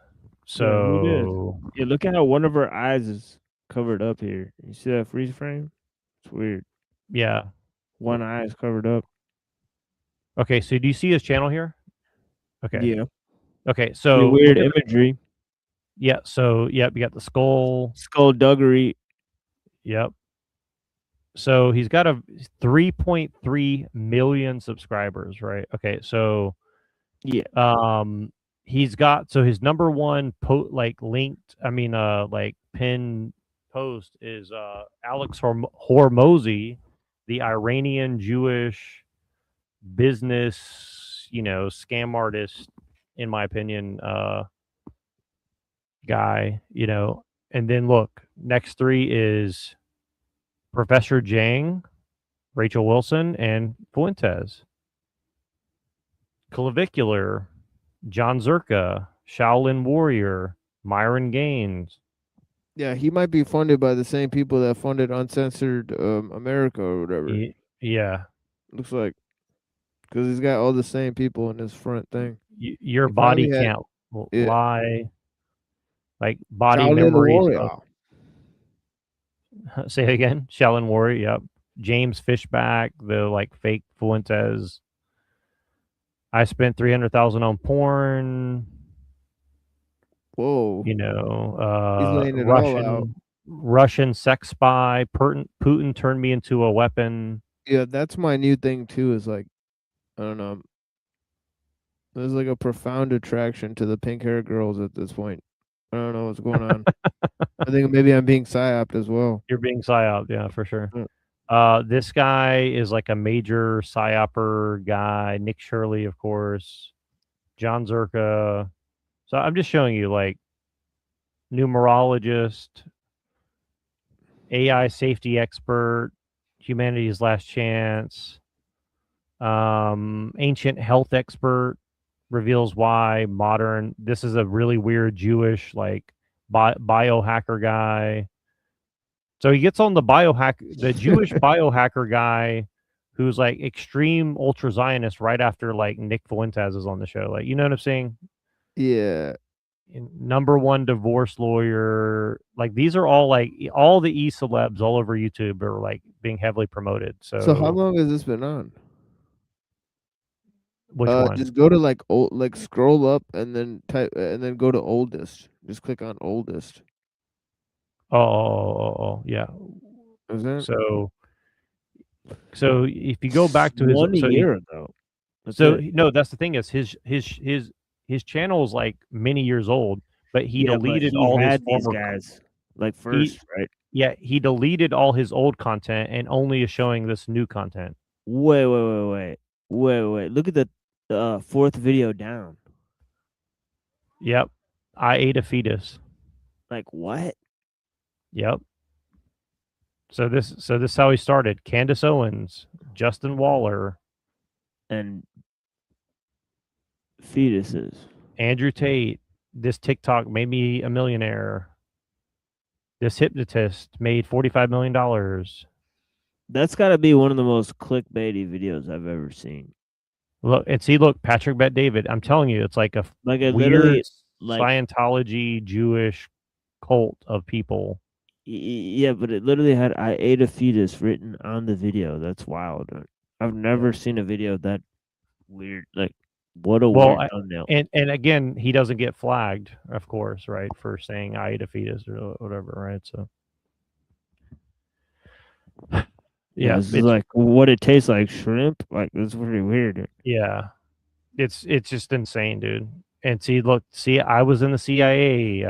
So again, how did he get all these people? You know, just without explanation, he just gets like some of the biggest name people, Jews, anti-Semites, you know, Professor Jang, of course. So yeah, I don't know. It's just pretty weird. So I'm just pointing out, like, yeah, pretty weird.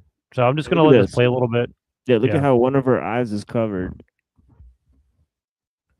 Yep. Here we go. This is pretty weird.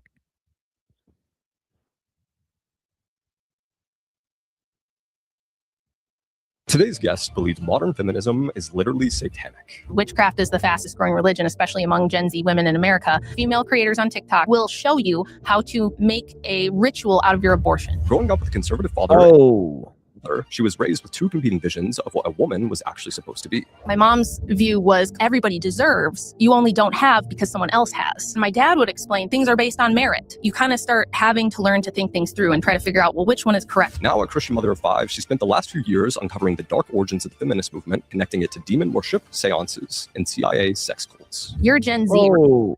Do you know that almost a third of your generation was aborted? Abortion is a ritual sacrament for them. In this episode, we'll explore why she believes modern women are unhappier than ever, expose the dark rituals that shaped feminism in America, and question if this movement that promised women freedom was actually a spiritual trap designed by the devil. Elizabeth Cady Stanton said Pretty that much. if she could get rid of the Bible and Christianity altogether, wipe it from the face of the earth, that would be the best thing. But she said it's the most widely published and most influential book on the planet. So the second best thing we can do is Ritualism. Welcome to the Jagneel Podcast. Thanks for having me. It's That good to was be here. weird. Rachel, the average American woman is the most educated, most financially independent, and most free woman in human history. Whoa, is that She's a wig? also the loneliest, most depressed, and least likely to have kids. Why do you think women are so unhappy in 2026? That's the million-dollar question. There's actually been two large-scale studies done trying to answer that question. I think the first came out in 2009. It was called The Paradox of Declining Female Happiness. And in this study, the authors in their summary said that women have reported, this is based on women's surveys when you're asking women their opinion on how they are doing in life, how they feel about things. They're reporting higher levels of unhappiness, like you said, loneliness, depression, than ever before. So if we go back to the 70s, which is arguably kind of the tipping point where feminism became the dominant ethos.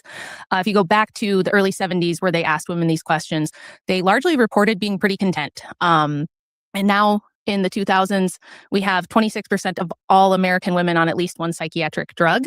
We have higher rates of fetal alcohol syndrome and alcoholism among women than we've ever recorded before. And women just overall reporting dissatisfaction, unhappiness, a feeling of being really torn, trying to have it all, trying to have a career and be a career woman and also have a family and do all of that. Women don't know what to do with relationships because on the one hand, they want men who make more than they do. They want men who are higher achieving than they are, yet this creates a paradox, whereas women have become the number one earners of college degrees. They have now got salaries that compete with men, and they've got more equality than ever before.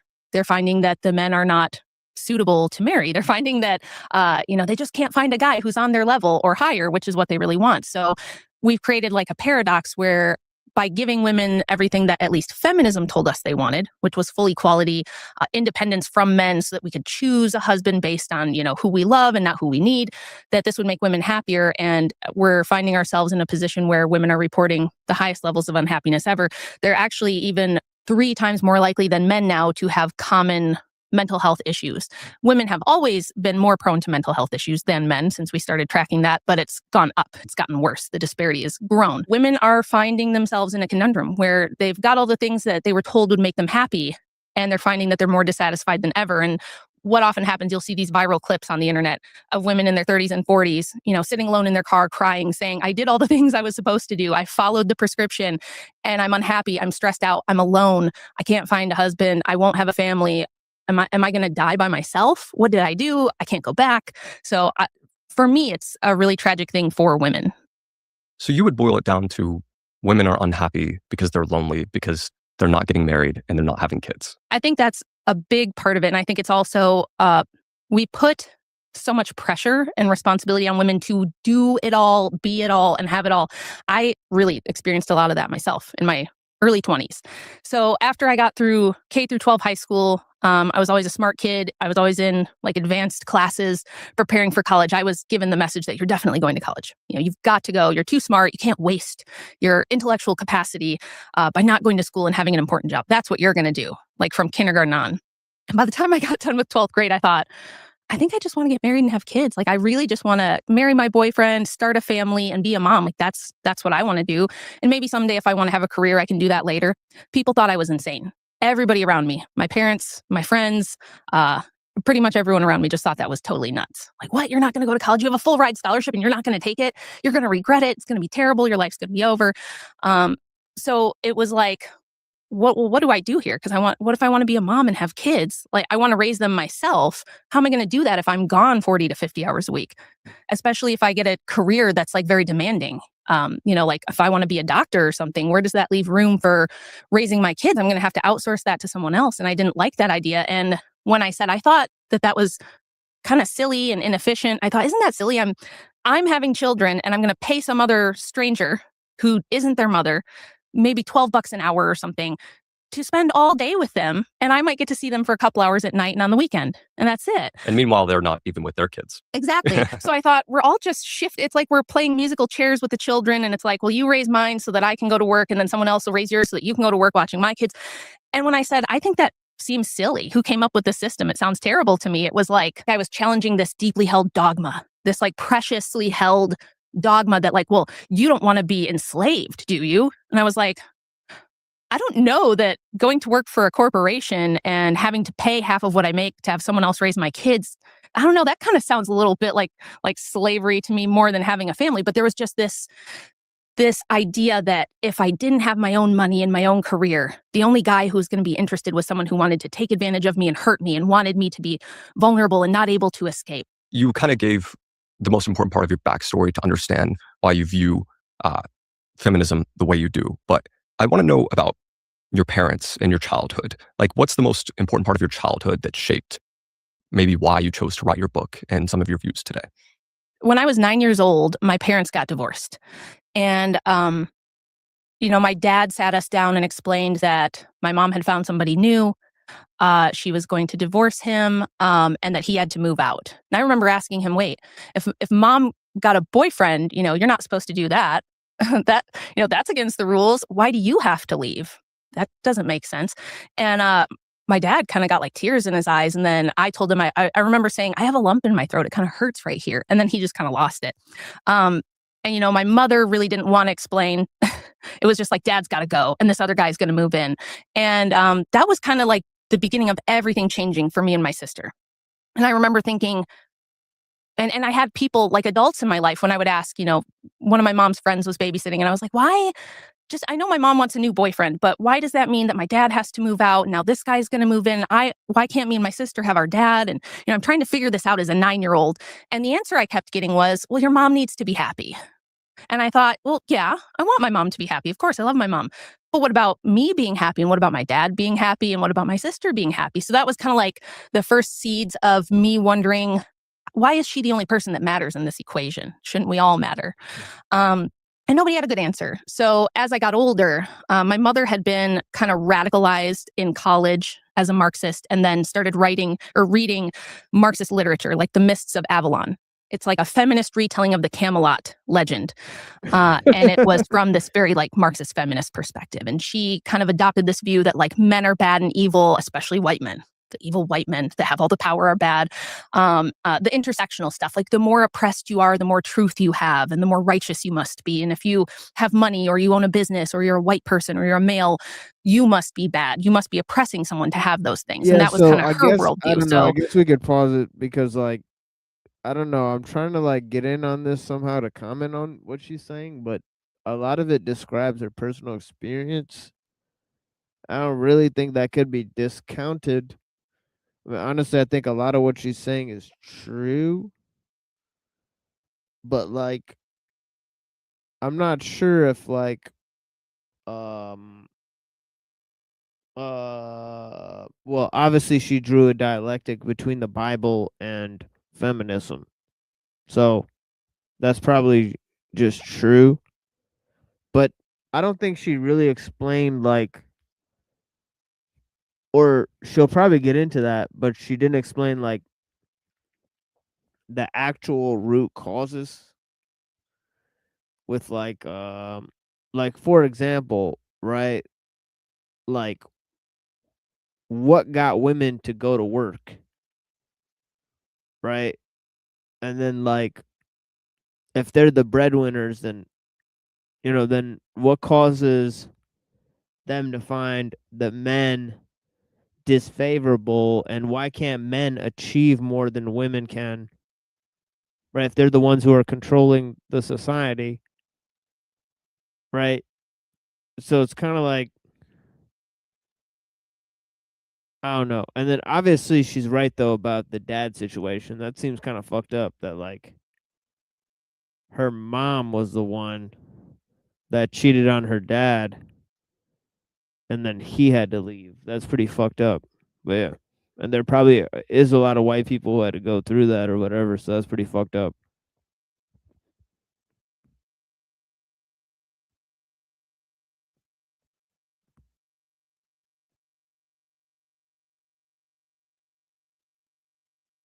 Yeah, it's pretty weird. It's she's. I mean, I had similar experiences to her in some ways, so like I kind of get it. But yeah, it's pretty.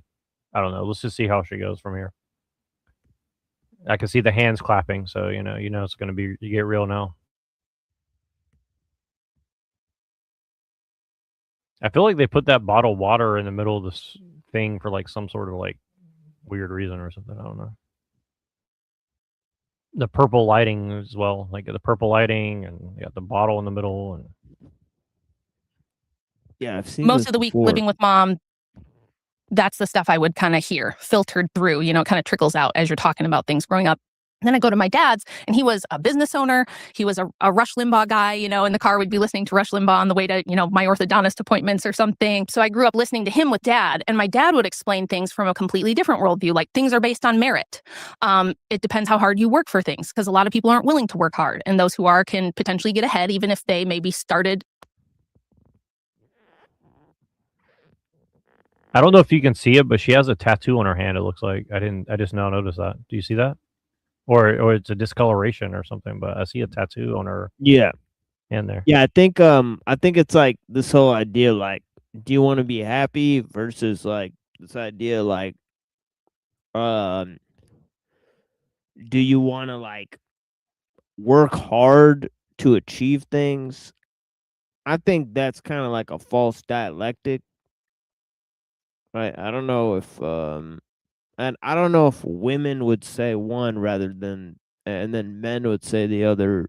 She is drawing that thing, but I don't think it necessarily ties. I know that's her experience, but I don't know if men are naturally meritorious and then women naturally seek happiness or or even if the system is designed that way, right?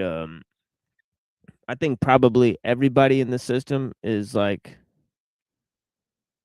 to a certain extent like obviously chasing happiness is a false thing, like there is no such thing as happiness. But then on the other end, like if you work hard and like no, you won't achieve more than some people who just literally haven't given like like a leg up. So I don't know.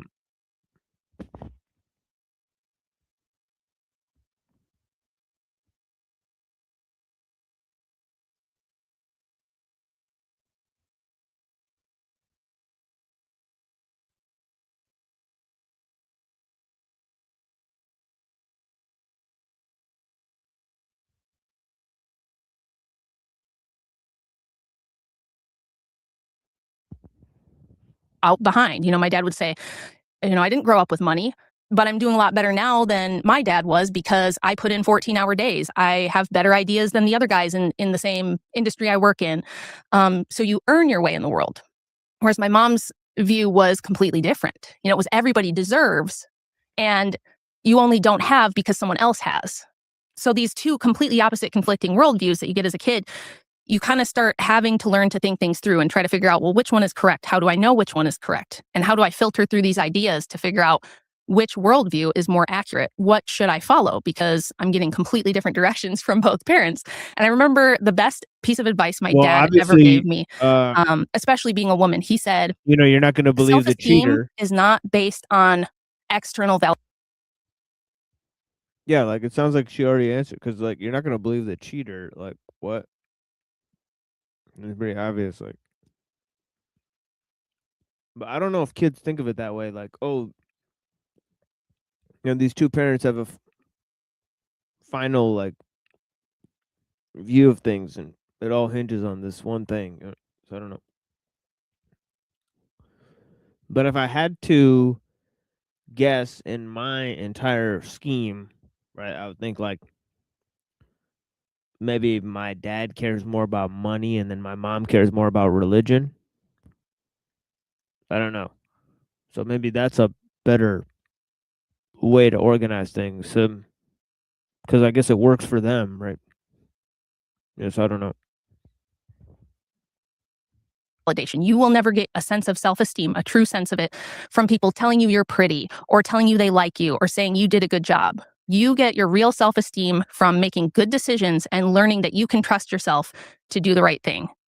And that was one of the first pieces that I felt really clicked for me. That, maybe dad's onto something. Maybe his worldview is more correct. And as I went through school and saw that, if we had a group project or something, oftentimes people would want to be on my team. Oh, I want to do the group project with Rachel because they know I care about it. I'm going to try hard and I'm going to make, I want to get an A on the project. So they like the whole daddy's little girl thing, that might be playing up like some sort of Freudian archetype. I don't know. But yeah.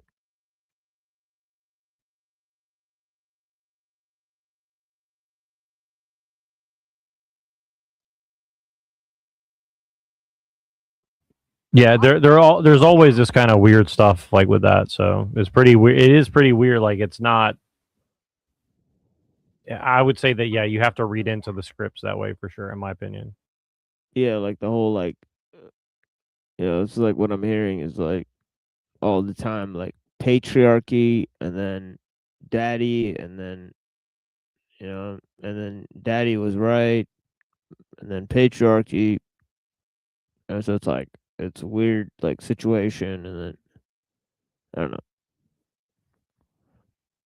And then she also kind of sounds like, and I don't mean this in like a mean way, but she kind of sounds like a little girl. And I don't know how much of that is on purpose, but like a lot of influencers, like female influencers. Remember we saw Dyer's wife was doing that same thing, like, oh, let's talk about. That's exactly right. Yeah, yeah, and she was dressed like as like a Disney character or something like that. So that's what I was saying. Like it seemed weird because she went on a high, like like a show where they have like Jordan Peterson on and stuff, and then she dresses up, like a little girl. So it's kind of like, and I mean, I'm not trying to be mean or anything, but it is kind of like weird, right? And I don't think I'm like somebody who's like not artsy enough to get it, or maybe I'm like too much of a too strict on like, I don't know, but yeah, I don't know.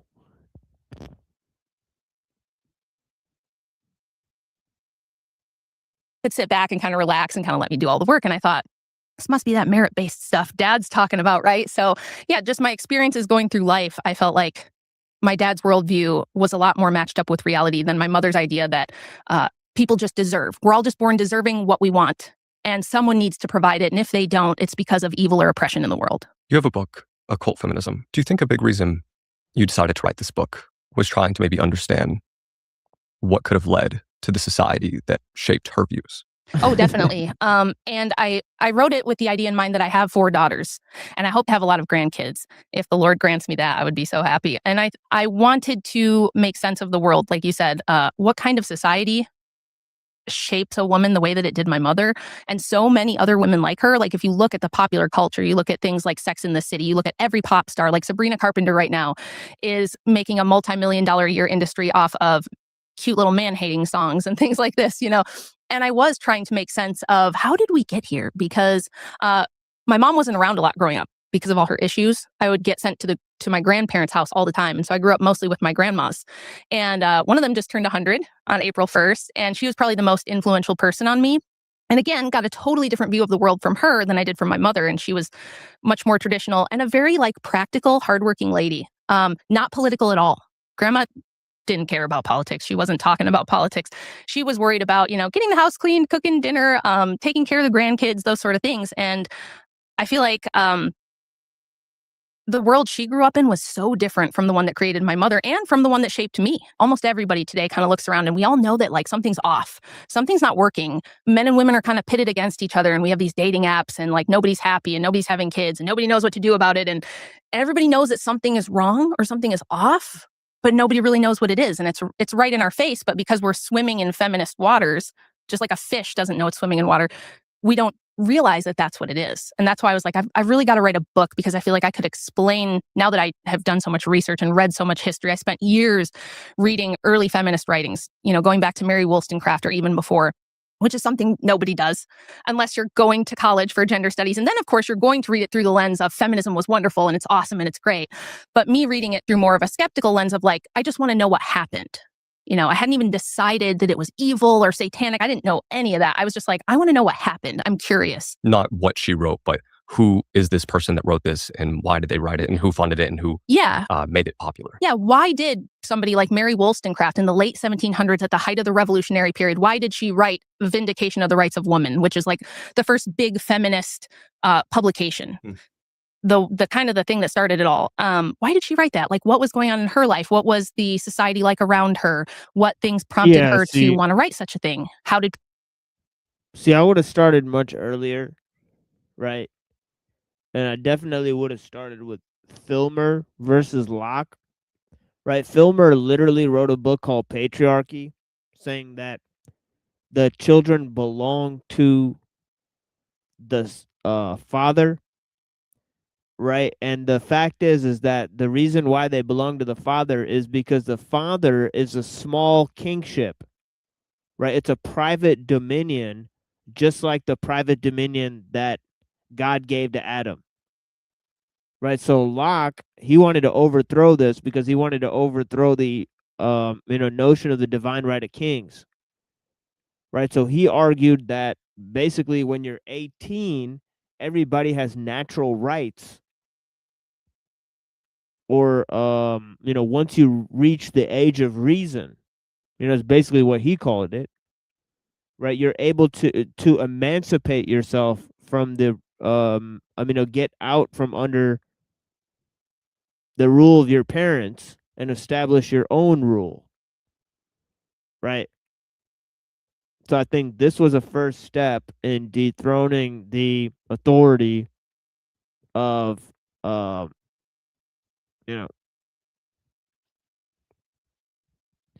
there's some of this, where it says that, once you go and start your family, then you have your own dominion, right? So it's kind of like a way that but yeah, even before that, there's significant ideas within occultism, right, that talk about all sorts of ideas. Like you could talk about the Shekinah and all these ideas. I don't know if she'll actually get into all that, right? But I think some of that is in her book, most likely. But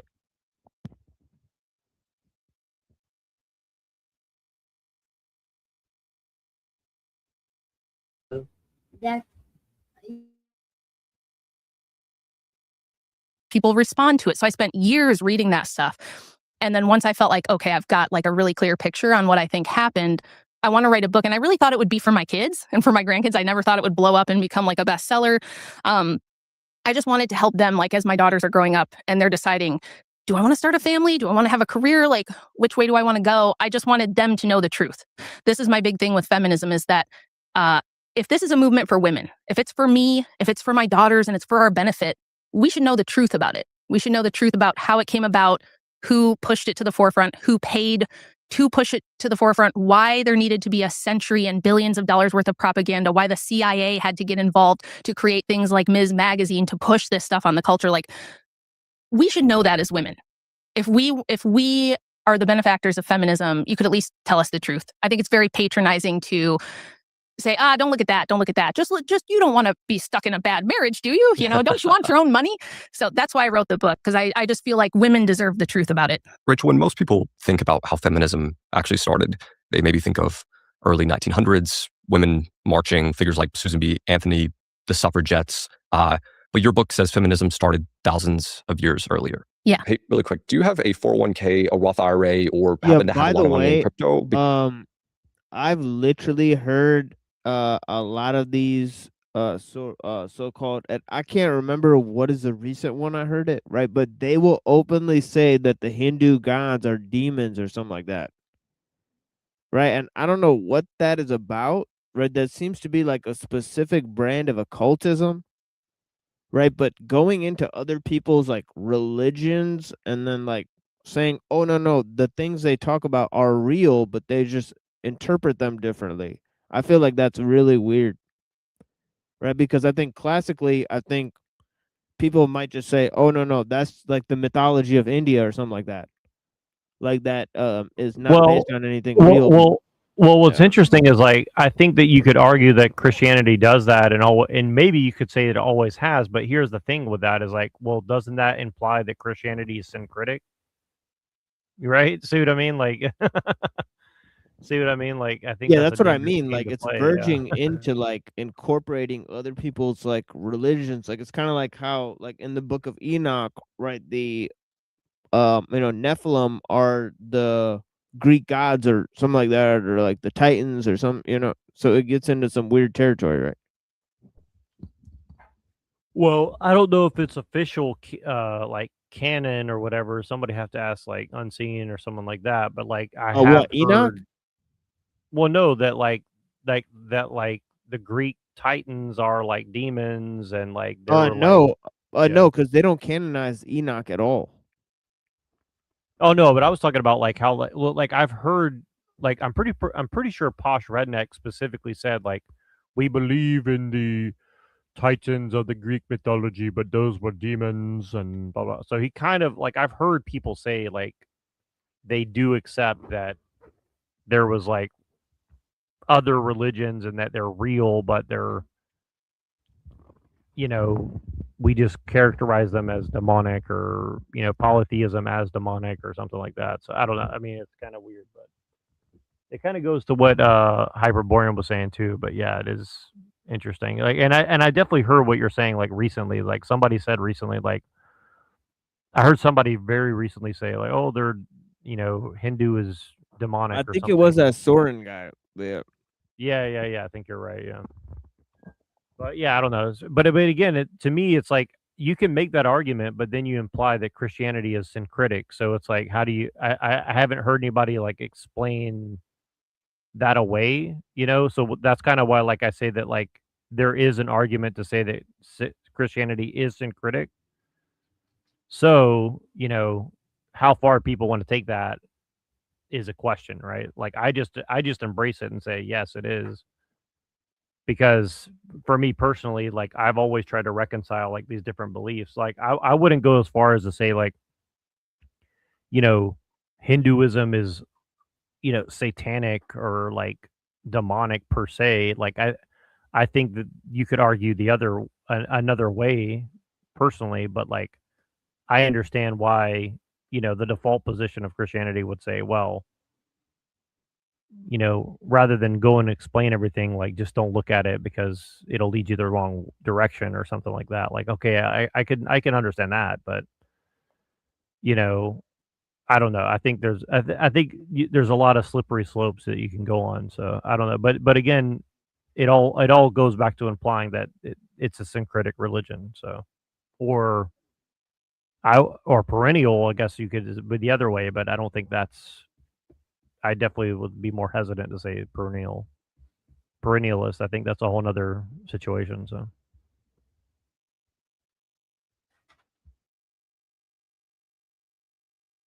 because you're definitely going to want to hear about this. See, the biggest supporters of this podcast right now are the guys over at iTrust Capital. And when they first reached out to me and explained what they did, it literally sounded like a cheat code. See, with their platform, you can convert your existing 401k or Roth IRA into one that lets you buy Bitcoin, Ethereum, and over 80 cryptocurrencies while maintaining the same tax-saving benefits. Now, of course, you can start a new IRA with them if you're bullish on Bitcoin and want to save on taxes if you ever decide to cash out. But if you're someone who already has a lot of crypto and you're worried about it getting hacked or stolen, iTrust also offers a PCA account, which is institutional grade level custody, meaning your assets are fully insured, ultra secure, and never sitting on any risky exchanges. So if you guys want to get access, just go to jackneal.com/iTrust or scan the QR code on screen. Again, that is jackneal.com/iTrust or hit the first link in the description for an easy $100 bonus. But anyway, back to the podcast. So where does the real story of feminism actually start? At the beginning of humanity.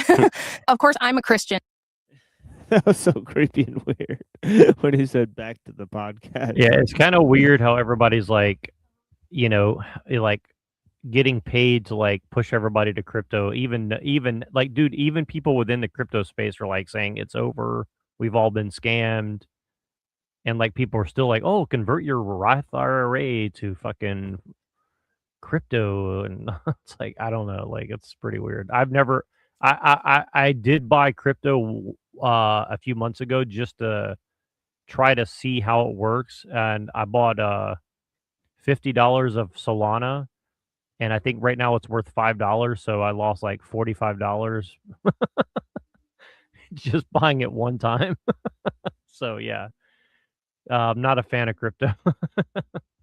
I just wanted to see like how hard it was to do it. And it's like ridiculously sketchy, I would say. Like it's very, very sketchy. Like crypto is I think it's literally worse than walking into a casino and putting like your money on blackjack or something like that. It's literally retarded. I'm not saying you can't make money doing it, but like I would not advise anybody to get into crypto. I definitely would not take money to like tell people to go do crypto unless somebody explained to me in depth, here's how you don't lose money, and then they made me like $1 million. Maybe then I would do it, but otherwise, like no, I would not. I would not advertise crypto to anybody. So I'm going to look at things through my Christian lens. But even if you're not, let's say you're a secularist, you don't care about the religious part. Clearly, nature has a hierarchy.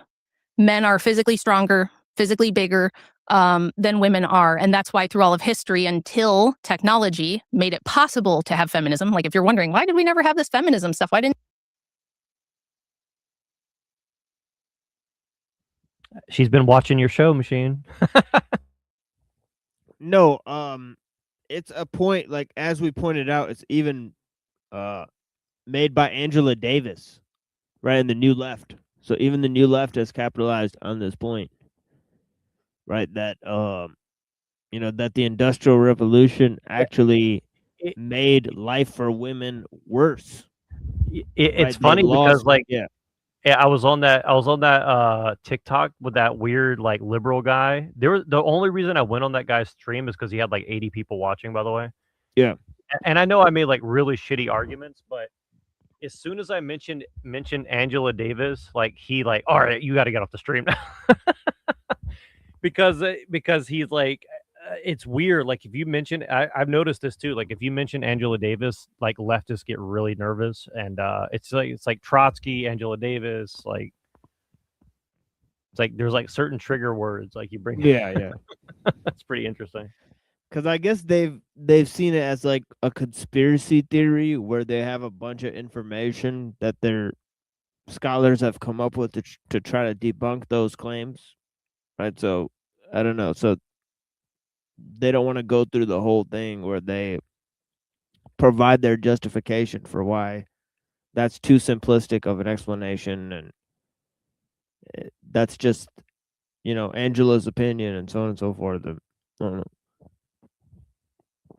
Didn't take over until the last 150 years. It's because we needed an industrial revolution and then a technological revolution to create a world where women could be equal, meaning women can go out and earn a living just like a man. They can drive on roads that were built by men, in a car that was built by men and is maintained by men, to an office building that men built with an electrical power structure and telecommunications that are all built and maintained by men.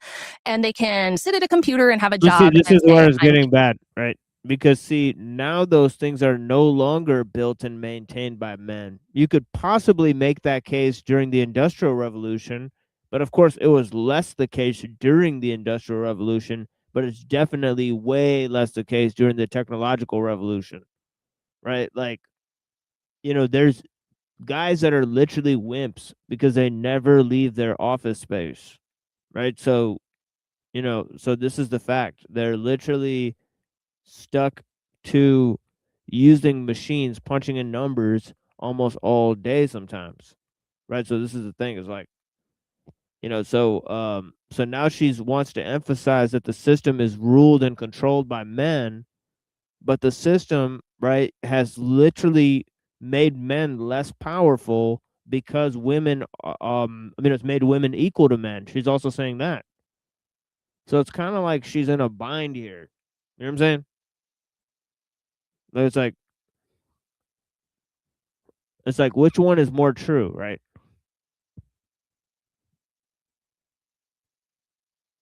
Because it's obvious with that, men, and I'm the same as men. oh no, I was just gonna say that it's obvious that technology has made you know, women and men less in control. Right? That's the part she doesn't want to say out loud. She wants to emphasize that, oh yeah, men built this system, but men are now alleviated from being in control of it. This is so weird, dude. 200-300 years ago, there was no such thing. If you were on a farmstead working alongside your husband, sure, you worked. You got up and you took care of the children, you milked the cows, you turned the butter, you did all of the, you know, domestic agricultural stuff. But you knew that you couldn't, you know, take giant steel beams and move them like your husband and his friends could. You knew that the barn raising was done by the men because that stuff's heavy and you have to be big and strong in order to move, you know, big, heavy things and do heavy, dangerous work. So there wasn't this idea that like men and women are inherently equal. And when I say equal, I don't mean in value in the eyes of God or in value in the eyes of people even. It's more just that it's very clear that there's a biologically based difference between men and women, and each have their own responsibilities, their own burdens, their own roles to play, because we are not interchangeable widgets. Now that we have technology, everybody thinks we are. So I went back. I thought it was going to start around Mary Wollstonecraft. And then as I went further back, I realized there were women like Christine de Pizan, who was a writer for the French court in the 1500s. She was actually Italian, but became a prominent writer and worked for the French aristocracy and made her own money, became published. And she even wrote a lot about, you know. There's women writers throughout history. Are we going to pause like throughout history, like every time like a woman wrote some shit down? Like that shit's happened literally throughout history. And so, I mean, how are we gonna like say, oh, some lady wrote some shit down in France? Oh, that means that, you know, people are feminists. Like there's radical well, I'm sure she's gonna mention this. So I don't want to say too much too quick because I'm just gonna keep going back. Right. So I wonder how back she'll go and what she'll mention, right? But I think that Locke thing is pivotal, honestly. I think it's a huge thing because he literally talks about equality of the sexes. I think another thing is important is Plato, right? So I wonder if she'll mention those two, right? And of course, the writings of the goddesses in Gnosticism, right? So I don't know, right? But she's taken it to the Hindu goddess. So I think that is a weird, I previously mentioned that I think that's a weird take, right? Why she thought we should push women to a higher station in society and things like that. And I thought, oh, that's interesting. You know, that's a little earlier. And I kept kind of working my way back.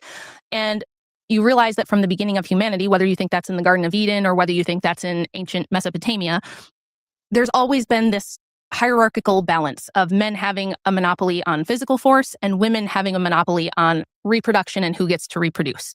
What do I mean by that? If you look at genetic studies, each of us alive today has twice as many female ancestors as we have male ancestors. And the reason for that is because as a woman, all you need to do to, reproduce and make a genetic copy of yourself is be fertile. And some man is going to come along and he's going to fertilize you, right? That's really all you have to do. For men, it's never been like that. You've always had to either be able to compete and dominate with other men by force or by having more resources or more wealth or status than them. You had to have, either had to take a war bride or get permission from a woman's father in ancient times in order to reproduce. And a lot of men died. That's actually seems totally false, right? Because motherfuckers were just jacking ladies, taking them as slaves and concubines. So I don't think they necessarily had to compete for resources to then go and right, like I don't know how far back she's going. Is she going like to cavemen times, right? And if you're a Christian, you don't believe that cavemen actually existed, right? You believe that's totally fake and gay, right? So if there's cavemen like competing for resources so that they can like establish a female, but they have to ask the clansmen or the tribesmen for the permission to do that, that's not necessarily always the case, right? And then women don't have, by virtue of that, women do not have a way to control the reproduction in the society. What are you talking about? Right? They're literally, like, if men control the society, like, then how do women control? I don't know. I just think it's like pretty weird. But yeah, I don't know. It's a weird take, right?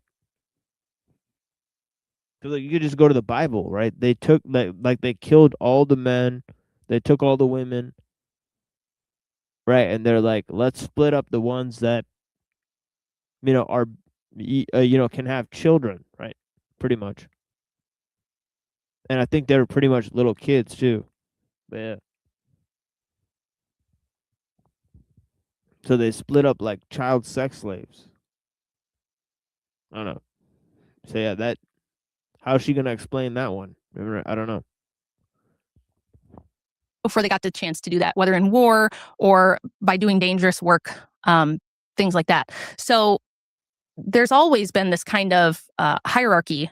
And what feminism did was it said, we're going to try to equalize that. We're going to try to equalize the hierarchy. We're going to try to boost women up to where we think men are. But the problem there is that along with the power that men had came a lot of responsibility and difficult duties that women either don't want to fulfill or physically cannot fulfill. Women have a duty that men cannot physically fulfill, which would be childbirth. So from my view, looking at history, there was a balance in place. And what feminism did was threw the balance off completely and shifted a whole bunch of power to women without the corresponding duties and responsibilities and accountability that would go with that. So if you look at ancient times, you had women's only agency was things like temple prostitution, being a priestess. We're talking about pagan times, like ancient pagan Rome maybe would be a good example of women can either marry into wealth, power, and status, they can be born into it, or they can do something like become a temple priestess or a temple prostitute or something like that. And that's, I guess, a form of like sexual liberation in ancient times.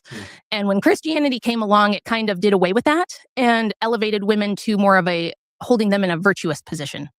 Not treating them as, sacrificial lambs. We're not, sacrificing virgins to angry gods or anything like that. We're saying, no, women should be protected and provided for. They should be venerated as mothers and good. In the 15th century, right, the Pope absolutely, right, they absolutely, like, married their own, like, one of the popes married his own sister, right? Another pope had an illegitimate child, right, and had sex parties where they trafficked women in the sex parties. This was the church, right, the Catholic Church, right, but still, nonetheless, it was Christians who were doing this, right? So I don't know. I don't think like sex slaves and sex parties stopped just because Christianity took over. That seems like a gross overestimation, right? Neither did like I mean, like sex parties stopped because Islam or Buddhism took over or anything like that. Like, no. They had people that became monks and stuff and like, chose to live a pious life, but by and large, like sex parties continued. I don't understand. But yeah. Yeah, of course they weren't like temple priestesses, but they still had prostitutes. Like, I don't see what the problem is, right? But yeah.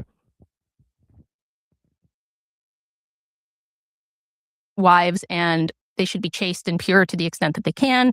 And then men's job is to protect and provide. And it changed the social order of men and women from what the pagan order was, depending on where you were. So the pagans, what were like some of the goddesses they were worshiping, and what were those societies that like were kind of pushing that feminist flip in gender dynamics? Yeah. So my book opens going over some of this and how like a lot of the ancient goddesses were they usually were goddesses of fertility, but they were also usually kind of vengeful and angry. A lot of them were, which is why they've become popular again in feminist circles, especially in the 1970s. There was a goddess worship revival, and that's kind of going on now. Like if you go on TikTok, there's plenty of girls talking about like Lilith or Inanna or some of these revitalized ancient goddesses that they worship, and whether they worship them truly in a spiritual sense or whether they're kind of worshiping them in like a not so much a literal sense, but just saying I like this idea. This is like an avatar of the strong independent woman who gets her revenge. Here, hold on. So let me get this straight. There's girls praying to Lilith, a Jewish demon, and there's probably guys that are totally cuckle fucks that are trying to like convince them that there's some type of wizard that's like working with Lilith that are trying to seduce those girls. Most likely. I don't want to, but yeah, interesting stuff. On men for trying to subjugate her. It depends, right? It has a similar effect. Yes, at the end of the yes. day. At the end of the day, it's basically the same thing. Interestingly, a great example of this is the first cover of Ms. Magazine. Now, Ms. Magazine was the first feminist publication that was like really popular in America. There were feminist publications going back to the early 1800s, but this was like a mainstream magazine that was really pushed and became really popular in the 70s. It was founded by Gloria Steinem and Clay Felker of the CIA. So it had CIA funding and CIA backing, which is, people probably think that's super weird. Why would the CIA be interested in feminism? And it was part of a Cold War project called the Congress for Cultural Freedom. And this was an effort by the CIA to compare and contrast and distinguish us from Soviet Russia and say, we have this liberal freedom. They are, these old-timey oppressors, these communists. And it was kind of like an anti-communist propaganda to push the women's liberation thing. Like, hey, in the West, you can be free as a woman. And yeah, I guess I have to go now. So I don't know how long we did this for, but let's basically save this here, and then I'll maybe Yeah. later. I had some commentary on it too, but yeah, I'll save it for later. But yeah, it's like I was just kind of waiting. But number one, number one, she's pandering. Number two, she's pandering to men. Number three, number two, she's whitewashing history with the CIA.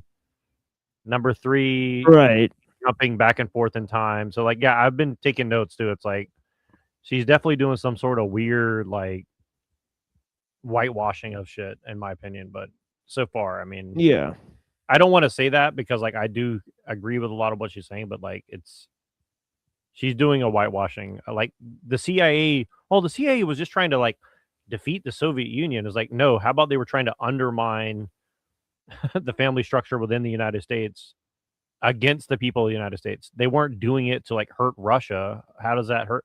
How does us having feminism hurt Russia? I don't understand. It's like, right, yeah, doesn't make any sense. Yeah, so wait, what minute of this are we at? 27. And I'll just All right. I'll just stop watching this for now, and I'll put on something else. And then if you come back in 10 minutes, we'll just watch something else. So. Well, no, I'll be back in like 2 hours or something like that. Oh, in 2 hours. Okay, cool. Yeah, something like that. Yeah. All right, cool. Well, I'll just watch something else for now. In 2 hours, I'll be busy too. So if we can still do this now, we will. If not, we'll just pick up something else. So. Cool. Yeah, let's just let's just pick this up another time, I guess. All right, cool. Yeah. All right. Appreciate you. Blessings. Yeah, blessings, bro. Yeah, bye.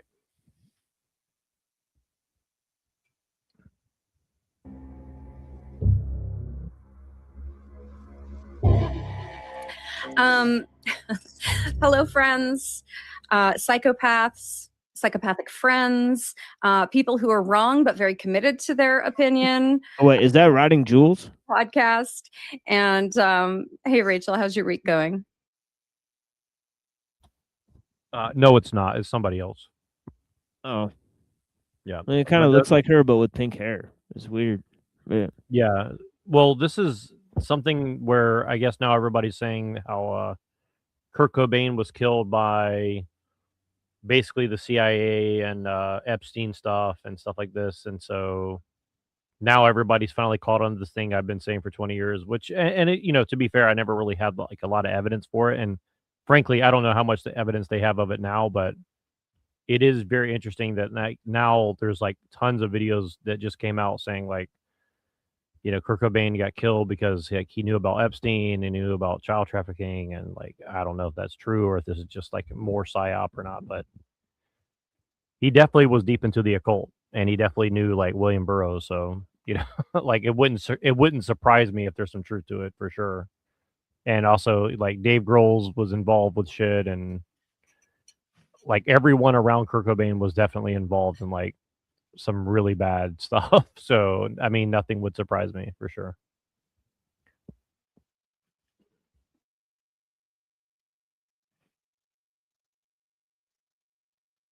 Hey, it's not too bad. How's yours going?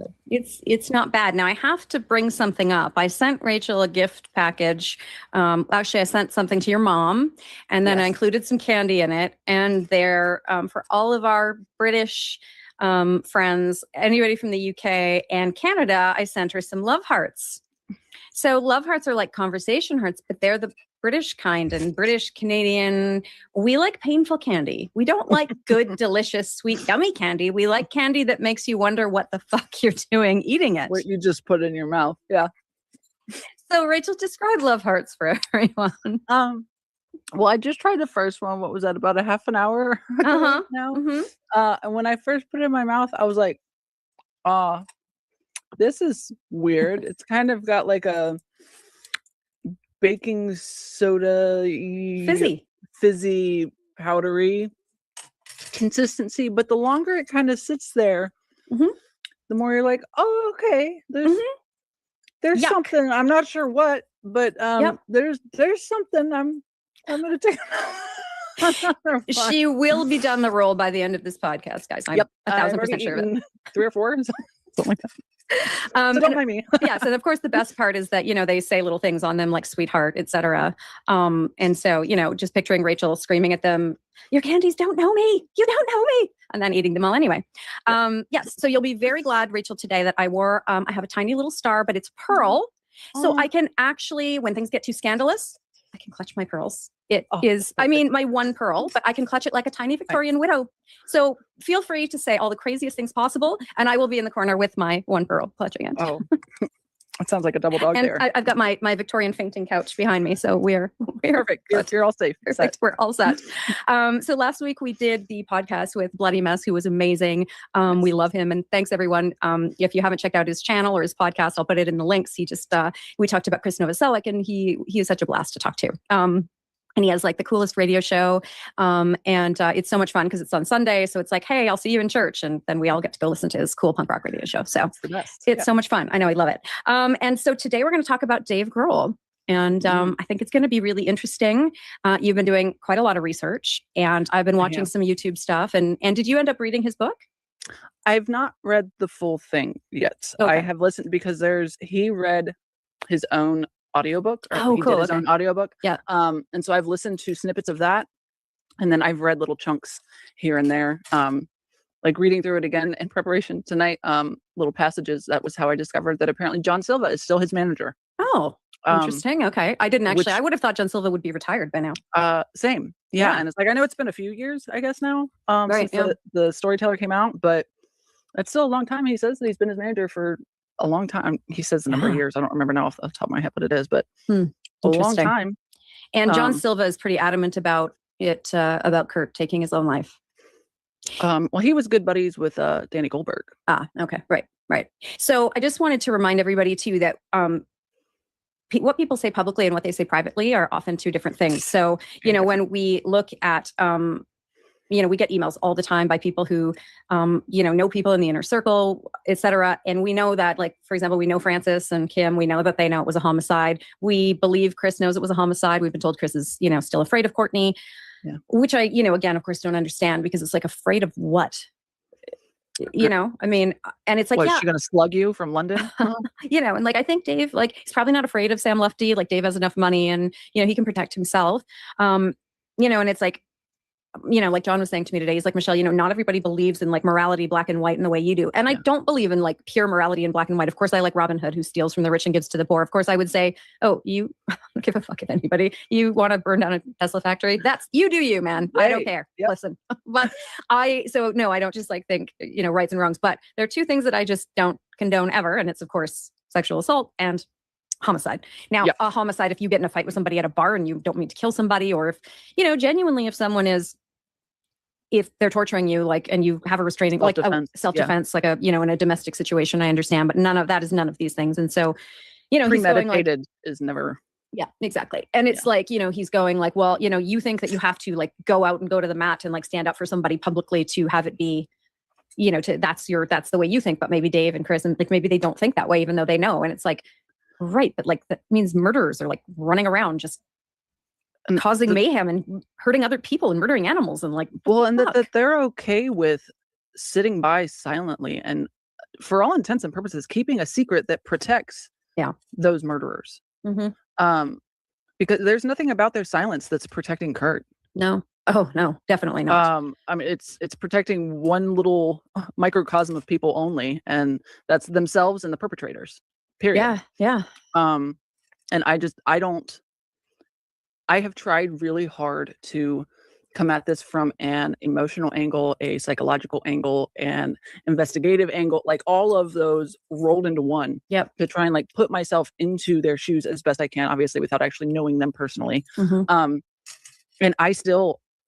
I have theories of things that I think may be contributing factors or possibilities, but they're the only ones that know why they chose and continue to choose the way that they do. And they both have very deliberate and specific responses to the way that they talk about his death. Yeah, absolutely. You know, you know, I tend to like, obviously I've been watching clips about Dave, you know, in prep for this. And I think, you know, I genuinely think we have a better shot with Dave reading the science and going like, oh, okay. Like, why don't we at least check? I will never understand how the pushers of the original narrative don't go, okay, fine, just reopen it. Who cares? Like, it's not like the police aren't wasting money on plenty of stuff. So why don't we just put this to bed? Let somebody do a real investigation, and then we'll go away. Mark told the police that when we went in there. Mark Larson, he's like, give this to Rolf, who is the cold case detective. He's smart. He will not. I don't think he will lie to protect anyone. If he says it was self-inflicted, we'll go away. Nope. Because my thing with that is that it's like, why are you so against it being double checked? Like, if you're so positive and so certain and believe so wholeheartedly that the facts and the information, that there is no possible, feasible, in any world way that it was anything but self-inflicted, why can we not verify that? Why can we not do a double check to make sure that you're correct? And that there isn't this man whose life was stolen and his legacy and history and everything rewritten by the person that did it to him. Exactly. I know. Like, unconscionable. It's, you know, and again, like, if I died, I would want, you know, him resting in peace, whatever. And even if I did take it, you know, even if I was like, okay, I'm going to do this thing, and that's my right as a human being. But if there was this controversy, and if I had, you know, I was very public, if I made all this money off of people buying my art, I would understand that, like, you know, of course, from the great beyond, but understand that, like, this is important to people. So yes, double check it. What the fuck? I don't care. Dig me up. Put me on display. I don't Makes care. no difference. Just, you know, sort it out. Like, I don't understand how people, like, they love to go to this, like, oh, you're being disrespectful. It's like, you're fucking out of your mind. Like, it's how they even get to that place. I know, that they think it's disrespectful. Like, it's out of respect and concern and consideration for him. That we want the truth to be known. And cemented. Like, I'm to the point where, like, reopen the case. Prove us wrong. Exactly. I will 100%. gladly publicly go on national television and apologize to Courtney. I'll kiss her freaking ass. I don't care. Prove us wrong. If you can do that, That's my promise. I will Yes. kiss her ass. And I will still punch her in the fucking face for the animal homicides once Well, you're done. yeah, doing I mean, that. I'll But do that yes. afterward. But Yes. Okay. Perfect. Yeah. but that'll be my way Um, of apologizing Exactly. Yes. That's perfect. for being wrong about that one thing. That's one thing. And then, I mean, then you would know that we all know that she abused him so tremendously Oh. that, like, I don't know, I always talk about how actually, like, mentally strong he was. Yes, he was sensitive. yeah. And yes, but I think people don't quite understand. And a lot of people out there who are highly sensitive, and you are really sensitive, but I tend to think really sensitive people are actually really like the stronger people because yeah. the torture, and I hate making this about myself, but I will for 1 second. The torture that I've been through for the past 2.5 years would send somebody else into a hospital, I would think, and somehow I don't even have a drinking problem. So yet. I mean, I tell We'll give you it all till the the end time. of the year, but I tell you all the time, you're one of the strongest people I've ever. Like, I don't know really anybody else that could handle all that you have and still be sane like you well, are. partially. I- Thank you. But I mean, Mostly. mostly, yes. But it's really just like, so people, and I know that, like, I've taken the Elaine Aron test a million times, and I know that I'm a highly sensitive person, not an empath, but just like, and physically, I like, I physically, I have lupus, and so my skin freaks out about stuff, and I'm just like very weirdly sensitive. But I've gotten through the, the torture, and I do mean that genuinely, the daily torture.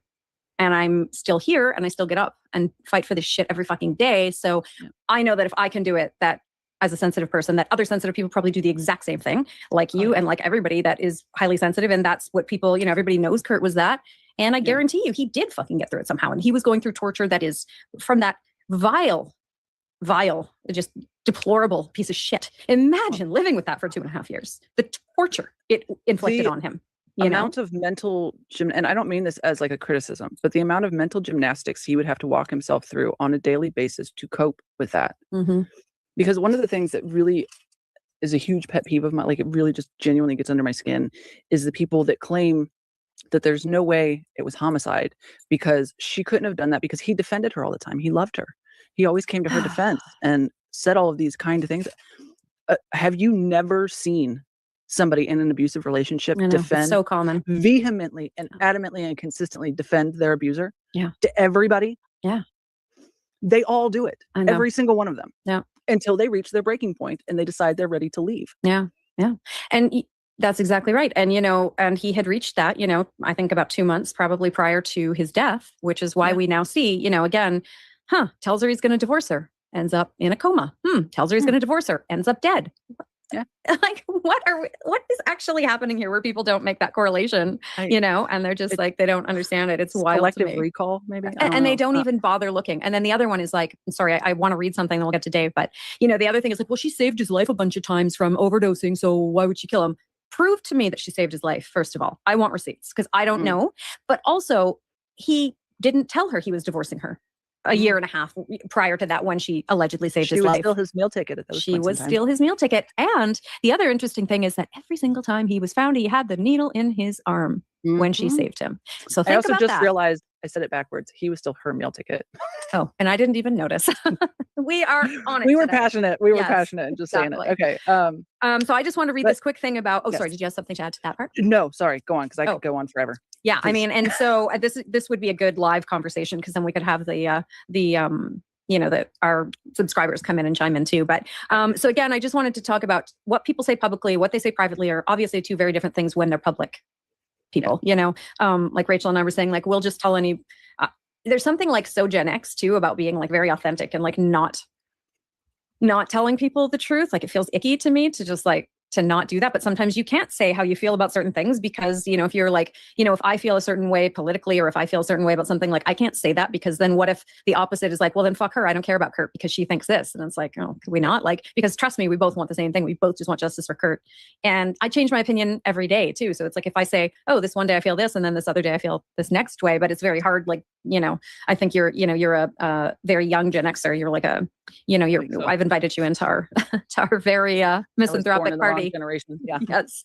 But so it's weird to see people like Dave and Chris, not being perfectly authentic live, but public people can't or won't do that for whatever reason. But so this was on my Substack the other day. I'd written something about, of course, Courtney and talking about how she shouldn't be speaking for Kurt. And somebody named Barbara, this is posted publicly, so I don't think there are any issues with me reading it. Hi, Michelle. Nice to meet you. I didn't know Kurt personally. but we represented Nirvana and Kurt's estate, and I started after his death by a few years. Most of what I know is highly confidential. I chimed in here about your death as it's pretty much common knowledge by anyone privy to the details that his death was not a suicide. I also had dealings with Courtney professionally before she even knew Kurt, so I've got a lot of combined knowledge most would not. That being said, for years, if anyone thought his death was a suicide, I tell them to watch Kurt and Courtney, as it speaks for itself. Most people are not aware of it. I am so glad you're bringing details to light.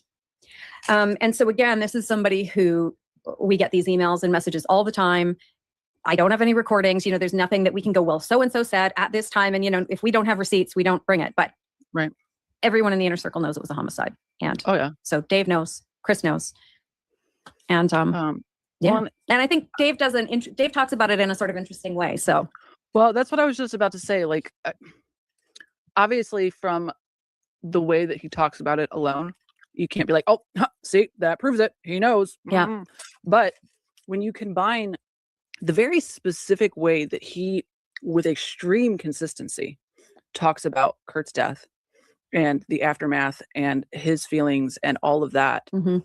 in combination with everything else that we know about his relationships with people, the things that he has said, the things that he has done, etc., in addition to the things that people have told us, I think that paints a pretty clear picture Yeah. of how he's at the very least leaning very heavily, if Yeah. not knows for certain. Yeah, exactly.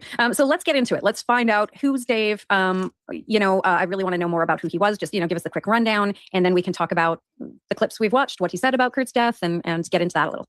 Beautiful. Okay, so my quick little micro biography of Dave Grohl. He was born January 14th, 1969 in Warren, Ohio, which I did not realize that he was Ohio born. Oh, and okay. Warren, Ohio is like 2 hours north of me. It's like Columbus area. Okay, yeah. He only lived there though till he was about 3, and then they moved down to Virginia. Okay.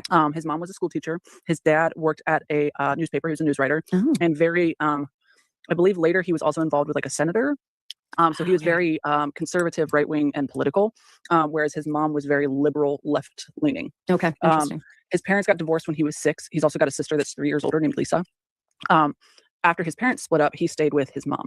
Right. So he grew up and- in a very female house. Yes, very strong and powerful. And he speaks very, very highly of his mother. Yeah, How he- strong and smart and wonderful and incredible she is.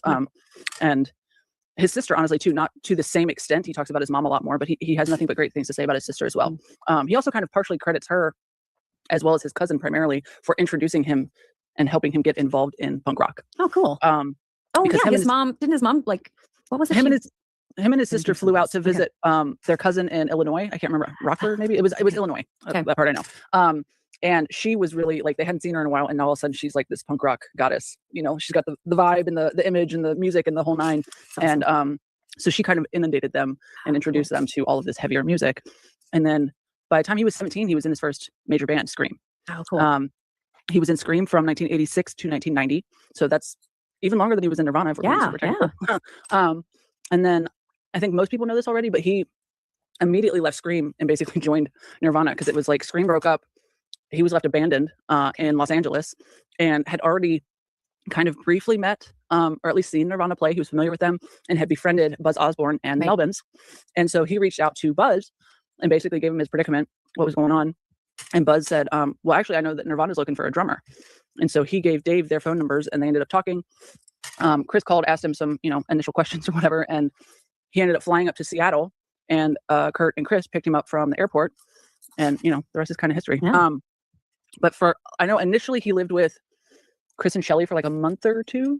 And then from there, he moved in with Kurt at the Pear Street house. Oh, in okay. Longmeadow. Yeah. That's where they did like the water balloons and stuff. Famous the- water balloon story. Yeah. Yep. And there's in Come As You Are, there's a quote where he talks about how they basically lived in squalor. And would just kind of sit there and they wouldn't really talk. They would just kind of sit in the same room and do their own thing.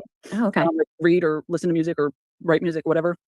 And then it wasn't really until they'd be like, "Are you hungry?" Yeah. And then that was it. And then they would go eat and then come back. And but also like Dave kind of helped pull Kurt out of his shell a little bit, I think. Because numerous people commented on how much more social Kurt was after Dave started living there with him. Interesting. So I think he suddenly felt more comfortable. Maybe that would be my interpretation anyway. But because I mean, he'd lived in Olympia for a while by then. So I don't think it was just Olympia alone. I think it was something to do with Dave's, I don't know, energy or whatever that kind of helped push him to be a little bit more out there. I guess. Yeah. Yeah, definitely. Dave seems like sort of, very extroverted. Oh yeah. Yeah. Oh yeah. Yeah, he's very I think he calls himself kind of like a party guy, or at least he was. Mhm. And at that point he was 17 and Scream would have been like 21 Oh yeah. ish Yeah. at this point. So I know him and Kurt initially were not super close, and then I think they got reasonably close, and then that kind of As Courtney separated him from anyone who cared about him. Yeah. yeah. And Dave, the times that he does kind of go into it, he seems to have two approaches to how he describes the reasoning for that, and that's either that there was the drug people and the Yeah. not drug people, and that they didn't combine, and he was not a drug person, Mhm. or that things had just gotten weird and they had just kind of grown apart, and that things were tense, and that basically there was nothing he could do, Mm. that he was powerless to whatever was happening, and he's actually said that last bit numerous times, like that that there was weird stuff going on, and that it was just kind of like he was powerless. Everybody was powerless to do anything about it. That Right. like that's something had been set up that was just going to play out as it was going to play out, and nobody could do anything about it. Which I think is kind of a cop out, my personal opinion. Yeah. Because if you know things are tense and weird and something is wrong, Yeah. with somebody that you care about, you don't just sit there and let it play out. You try to help. Yeah. Especially if you know there's heavy drugs involved. But I also know that Chris and Dave, that wasn't their scene. So Yeah. and Chris in particular, I know was really angry at him, very, very judgmental. Yeah. Definitely. Yeah. Whereas Dave, I think, was less so. Like he obviously he didn't like embrace it or anything, but Mhm. he was not nasty and critical and judgmental and really harsh to Kurt about it the same way that Yeah. Chris was. Right. Okay. Yeah. And there's also the weird Courtney of it all, because I feel like most people probably know this, but like one of the initial, I guess, introductions supposedly between Courtney and Kurt was via Dave. Right. That they supposedly I know there's so many different fucking yeah, stories about how Kurt and Courtney met. Yeah. Yeah. I But mean, supposedly- stalking. We know that much that she was stalking him. Yeah. without a doubt, that's factual.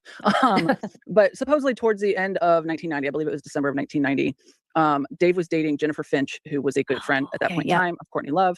And so the two of them ended up meeting. And Dave at that point would have already been in Nirvana. Okay. Fairly recently, but he would have been in Nirvana. And Courtney divulged to him that she had a crush on Kurt, and he told her that Kurt liked her too, and she supposedly didn't believe it, but gave Dave a heart-shaped box full of knickknacks and little treats and presents or whatever to give to Kurt. And she claims I don't that the buy it. final, I don't either, because the final bit of that whole story is that Courtney claims that if she had remembered that Kurt had rejected her after that, she never would have pursued him again. Like Okay. she would forget that somebody she was going after rejected her. Indeed. outright. Yeah. Oh my god. Don't buy just that for a put second. No. But what Um, about the thing where she met him after Billy rejected her because his girlfriend was there? What about well, that story? That's a really it's a really good question, She's because pathetic. just in the book Come As You Are alone, there's like at least three different And they like, don't meetings. go like, do they say in the book, like, we have no idea what to tell you because everything that comes out of her hideous mouth is like vomit or a lie? No, It's Michael like, Azarad lies. Michael Azarad basically says that the first time she saw Kurt was at, I think it was the Satyricon in 1989. I don't know that I buy that. Nice. And then they supposedly met again in 1990, and that's when supposedly that was the meeting where Kurt was like, I probably wanted to fuck her that night, but she left. That whole story. And then there is the 1991, it would have been May of 1991, where she flirted with him by punching him in the stomach. It's great. Yeah. And then like Kurt rejected her again, stood her up. That was when she started pursuing him. He stood her up, wouldn't answer her phone calls, would like agree to dates when he did talk to her and then not go and not answer her calls, things like that. Then she was dating Billy Corgan that summer. And then all of a sudden she's flirting with Kurt again at what festival was that? Was that Reading? Or I want to say it was Reading because it was overseas. But because she made some joke about like, I hope you get fucked tonight because he left with two girls or whatever. And Yeah, that sounds like but she was there with Billy Corgan. And then next thing you know, like the end of that year, they're together. And I will also add that I have it on very good authority that after he slept with her, he was tremendously embarrassed and said that he had had sex with a gross junkie girl and said it was nothing. And then somehow she got her vile hooks into him and continued to perpetrate the bullshit that, he couldn't resist her, whatever. But so Dave supposedly had a hand in. I hope he feels good about helping- that. I hope he does too. Dave, come on. Because he says outright in Come As You Are that basically how entertaining Courtney was, that she was somebody that you She's a could call hoot. and just sit and talk to for 3 hours, and what a wealth of information she is, et cetera, et Mhm. cetera. So I always felt like she used Dave as a means to try and make a good impression on him to get to Mhm. Kurt. Right. And granted, that's my opinion, but that's very much the way that it looks to me, because as soon as she got Kurt, it was like Dave didn't exist anymore. Suddenly they weren't buddies. So, and Dave didn't go to the wedding, right? No, Dave did go. What am I talking about? Dave did go. Yeah. Okay. Chris didn't go. Chris and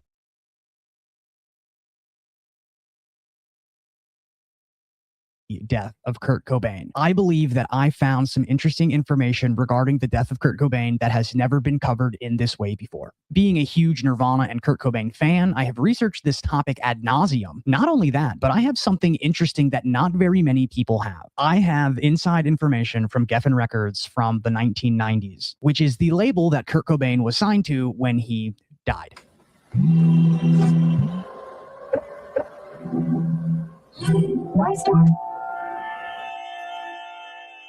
I think I have been able to piece together certain parts of this puzzle that answers questions we didn't even really know that we had in the first place. In February, new information came forward from independent forensic reports stating that the death of Kurt Cobain was actually a homicide. Now, Seattle PD says that they are not going to reopen the case and they're leaving it as is. But this has sparked a new interest in the case overall. And as somebody who feels slightly responsible for invigorating discussions regarding Courtney Love and her potential involvement in the death of Kurt Cobain, I have decided to do more investigating to kind of get some answers for us. I had several reels go pretty viral, amassing millions and millions of views and bringing a ton of new attention to this topic. One of these topics in particular was connecting Courtney Love to the Grateful Dead, which is something not many people knew of. Not many people knew that Courtney Love's father, Hank Harrison, was a manager for the Grateful Dead, and that Courtney Love is even featured on the backside of one of the Grateful Dead albums. The image is of her as a child. Now, Courtney Love sort of started doing this very weird thing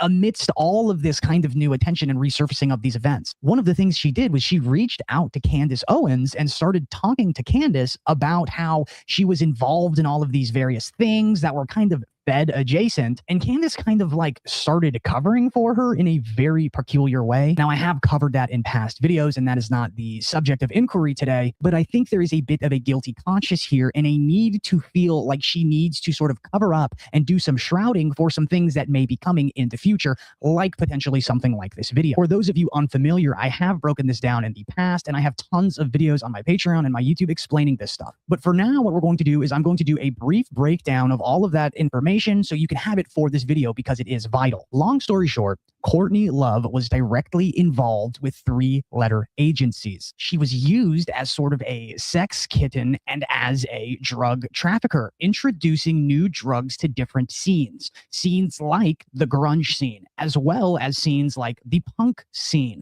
For her involvement with Prince Andrew and Jeffrey Epstein that came out and that was revealed with the release of the Epstein files. Now, I'm not going to play this reel from Candace because I don't think that Courtney Love needs any more covering up than she already has. But in this video, basically, Candace Owens is running game for Courtney Love. Now, in 2024, Courtney Love started discussing how Prince Andrew showed up at her door one time trying to party. The way she goes about discussing this is as if she is giving some sort of inside information to Prince Andrew. This comes after her claiming she had never met Prince Andrew. This also comes after her covering up, trying to say she only met Prince Andrew this one time. This contradicts an interview she did in 2006 with Russell Brand, where she brags about hanging out with Prince Andrew. Here is the statement that she made when she said that she met Prince Andrew before it was released that Prince Andrew was associated with Epstein. She stated, "Prince Andrew once came over for some tea with some friends, and that's it. The rest is made up fabrications and gossip." After Prince Andrew's association with Epstein then came out, she then changed her story, stating she had met him one time and that he called her up at 1 a.m. to party. Now, this gets even more interesting because this actually completely negates what she had stated previously on a Russell Brand interview when she states that she had hung out with him multiple times and that they had partied several times. Here are 2 photos of Courtney Love with Prince Andrew in different situations. One in which she is introducing him to a child. Prince Andrew obviously abused female children. This also comes out after her 2020 tweet where she claims she did not know Jeffrey Epstein and that it's very weird that she's mentioned in his little black book. Not only is she mentioned, there's a square around her name, indicating she is a person of importance. In fact, Courtney Love's name is the only one that is circled or squared in all of Epstein's black book. She's clearly important. And there are Reddit threads deducing and investigating the fact that there is actually a code name for her in the Epstein files, and she is known as Dana. Now, that was probably kind of confusing. That was my point. Courtney Love tells whoever she is speaking to whatever they want to hear about her, because Courtney Love has somehow claimed to have never met Prince Andrew, only met him one time, and also met him several times and had a ton of fun with him, depending on the person she is speaking to. She also claims to have never met Epstein, while is also the only person who has emphasis next to her name in all of his little black book, whilst also being referenced in the Epstein files via a code name that has been so easily deduced that Reddit figured it out. So it is safe to say something is going on with Courtney Love. Something strange, and she is involved with people who traffic and abuse children. At the very least, is involved with these people and is on the kind of terms with them in which there are photos of her introducing these people to children. So my working theory is that Courtney Love was trafficking children, for legality's sake, allegedly. The reason she went to Candace Owens was to try to get ahead of someone piecing something together like that in this video. Now, those are not the only strange connections that Courtney Love has. Earlier, I mentioned Courtney Love's father. His name is Hank Harrison. Hank Harrison used to manage the Grateful Dead before the Grateful Dead was the Grateful Dead. Prior to them going by the name The Grateful Dead, they went by a name called the Warlocks. And while they were the Warlocks, they used to perform on rose petals. They would have rose petals all over the stage. This was an allusion to them being Rosicrucians and practicing Rosicrucian magic. Rosicrucianism is a 17th century European spiritual and esoteric movement based on Hermeticism, Jewish mysticism, and Christian Gnosticism. Now, the Hermetic principles are essentially these ideas that make up a ton and just an immense amount of occult practices. One of these being alchemy, which I have a video coming out on in the next few days about how Coachella is essentially one massive alchemical process and ritual. But the point I'm trying to highlight here is that the basis of many, I would say 99% of Western occultism is based off of the foundations of Jewish mysticism. The occult is interlaced in every single aspect of the Western military and government. And as we're going to see, it gets much deeper than even this. So we have Courtney Love, who ends up married to Kurt Cobain. We have Courtney Love's father saying that she was a part of Cobain's death and that she murdered him because of financial reasons. Now, that we're going to talk about in a moment. The whole point of this is to establish there are very deep federal ties around Kurt Cobain. Now we have even introduced the idea that Dave Grohl could potentially be a Fed because his father wrote speeches for Ronald Reagan. Now, Dave Grohl is similar to another artist who was steeped in the DC punk scene, Henry Rollins. Henry Rollins was not the original member of Black Flag. He was not the original singer, much like how Dave Grohl was not the original drummer of Nirvana. Dave Grohl was introduced to Nirvana after the original drummer of Nirvana is kicked out by Kurt Cobain. King Buzzo of a band called the Melvins, who was a part of the grunge scene as well, introduces Dave Grohl into Nirvana. Now, here are some points of contention. King Buzzo has problems with Kurt Cobain and has disdain for him.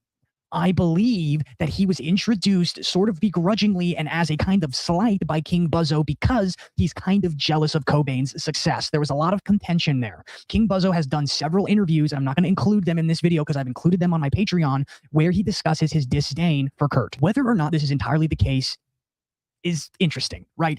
Dave Grohl is definitely introduced into Nirvana, in my opinion, as a Fed who is supposed to be a handler. I believe that's exactly what Henry Rollins was introduced to do with Black Flag. Henry Rollins' father was associated with another president, Richard Nixon. In 1971, after a ton of oil issues and oil crises that went on involving Israel in the Middle East, we went off of the gold standard. Henry Rollins had his quote-unquote best friend and potentially gay lover murdered in Henry Rollins' presence. And he died under very mysterious circumstances, kind of in relational circumstances to what happened with Kurt and Courtney. Henry Rollins and his friend Joe were walking back from the Whiskey A Go Go while they lived together in Venice Beach, California. Suddenly, a man appeared and he murdered the person Henry Rollins was with. Here's where this gets even more strange. People believe this is because Rick Rubin had parked his Rolls Royce in front of Rollins' house several days before. And potentially the person who was trying to rob Henry Rollins saw that and knew that Rollins was worth a lot of money. Henry Rollins then took a jar of dirt and put the blood of his friend inside of that jar of dirt, and he now sleeps with his friend's brains next to him to this day. It is also rumored that he was coming back from a meeting with Courtney Love with Joel when this happened. This is where the theory sort of begins to really emulsify.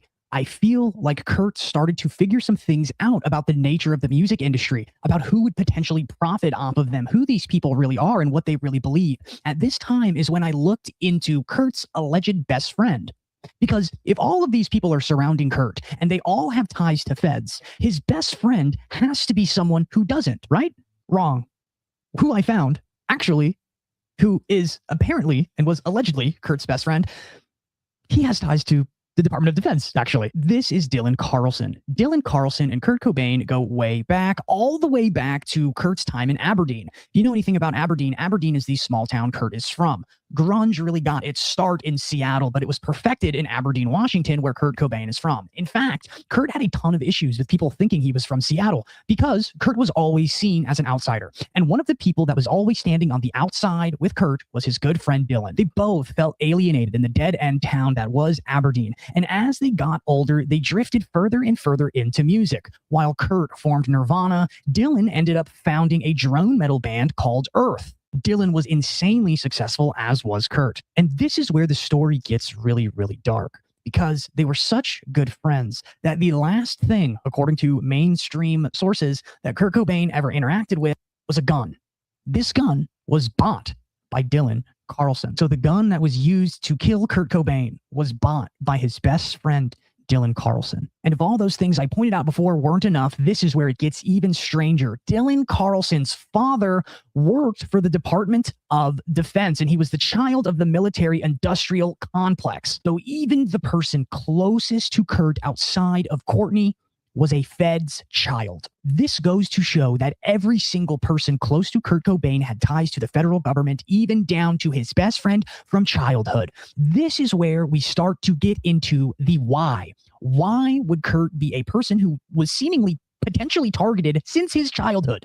This is weird, and this is where the explanations, where occult ideologies have to start becoming relevant.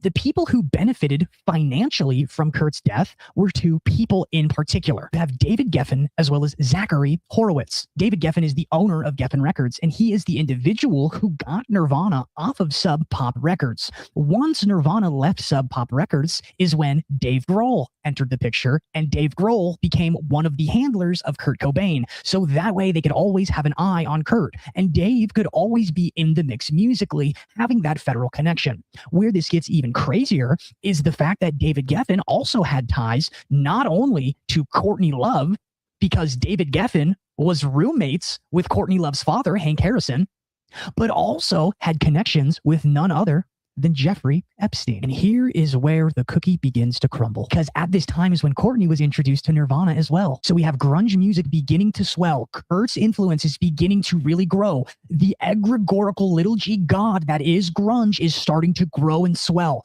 The people have begun to choose their prophet as Kurt Cobain. His power is rising immensely. So they introduce Dave Grohl to keep a handle on Kurt while they're in rehearsals and they're doing their shows and doing everything else. Courtney Love is then injected, and she is already a Fed and a drug and potentially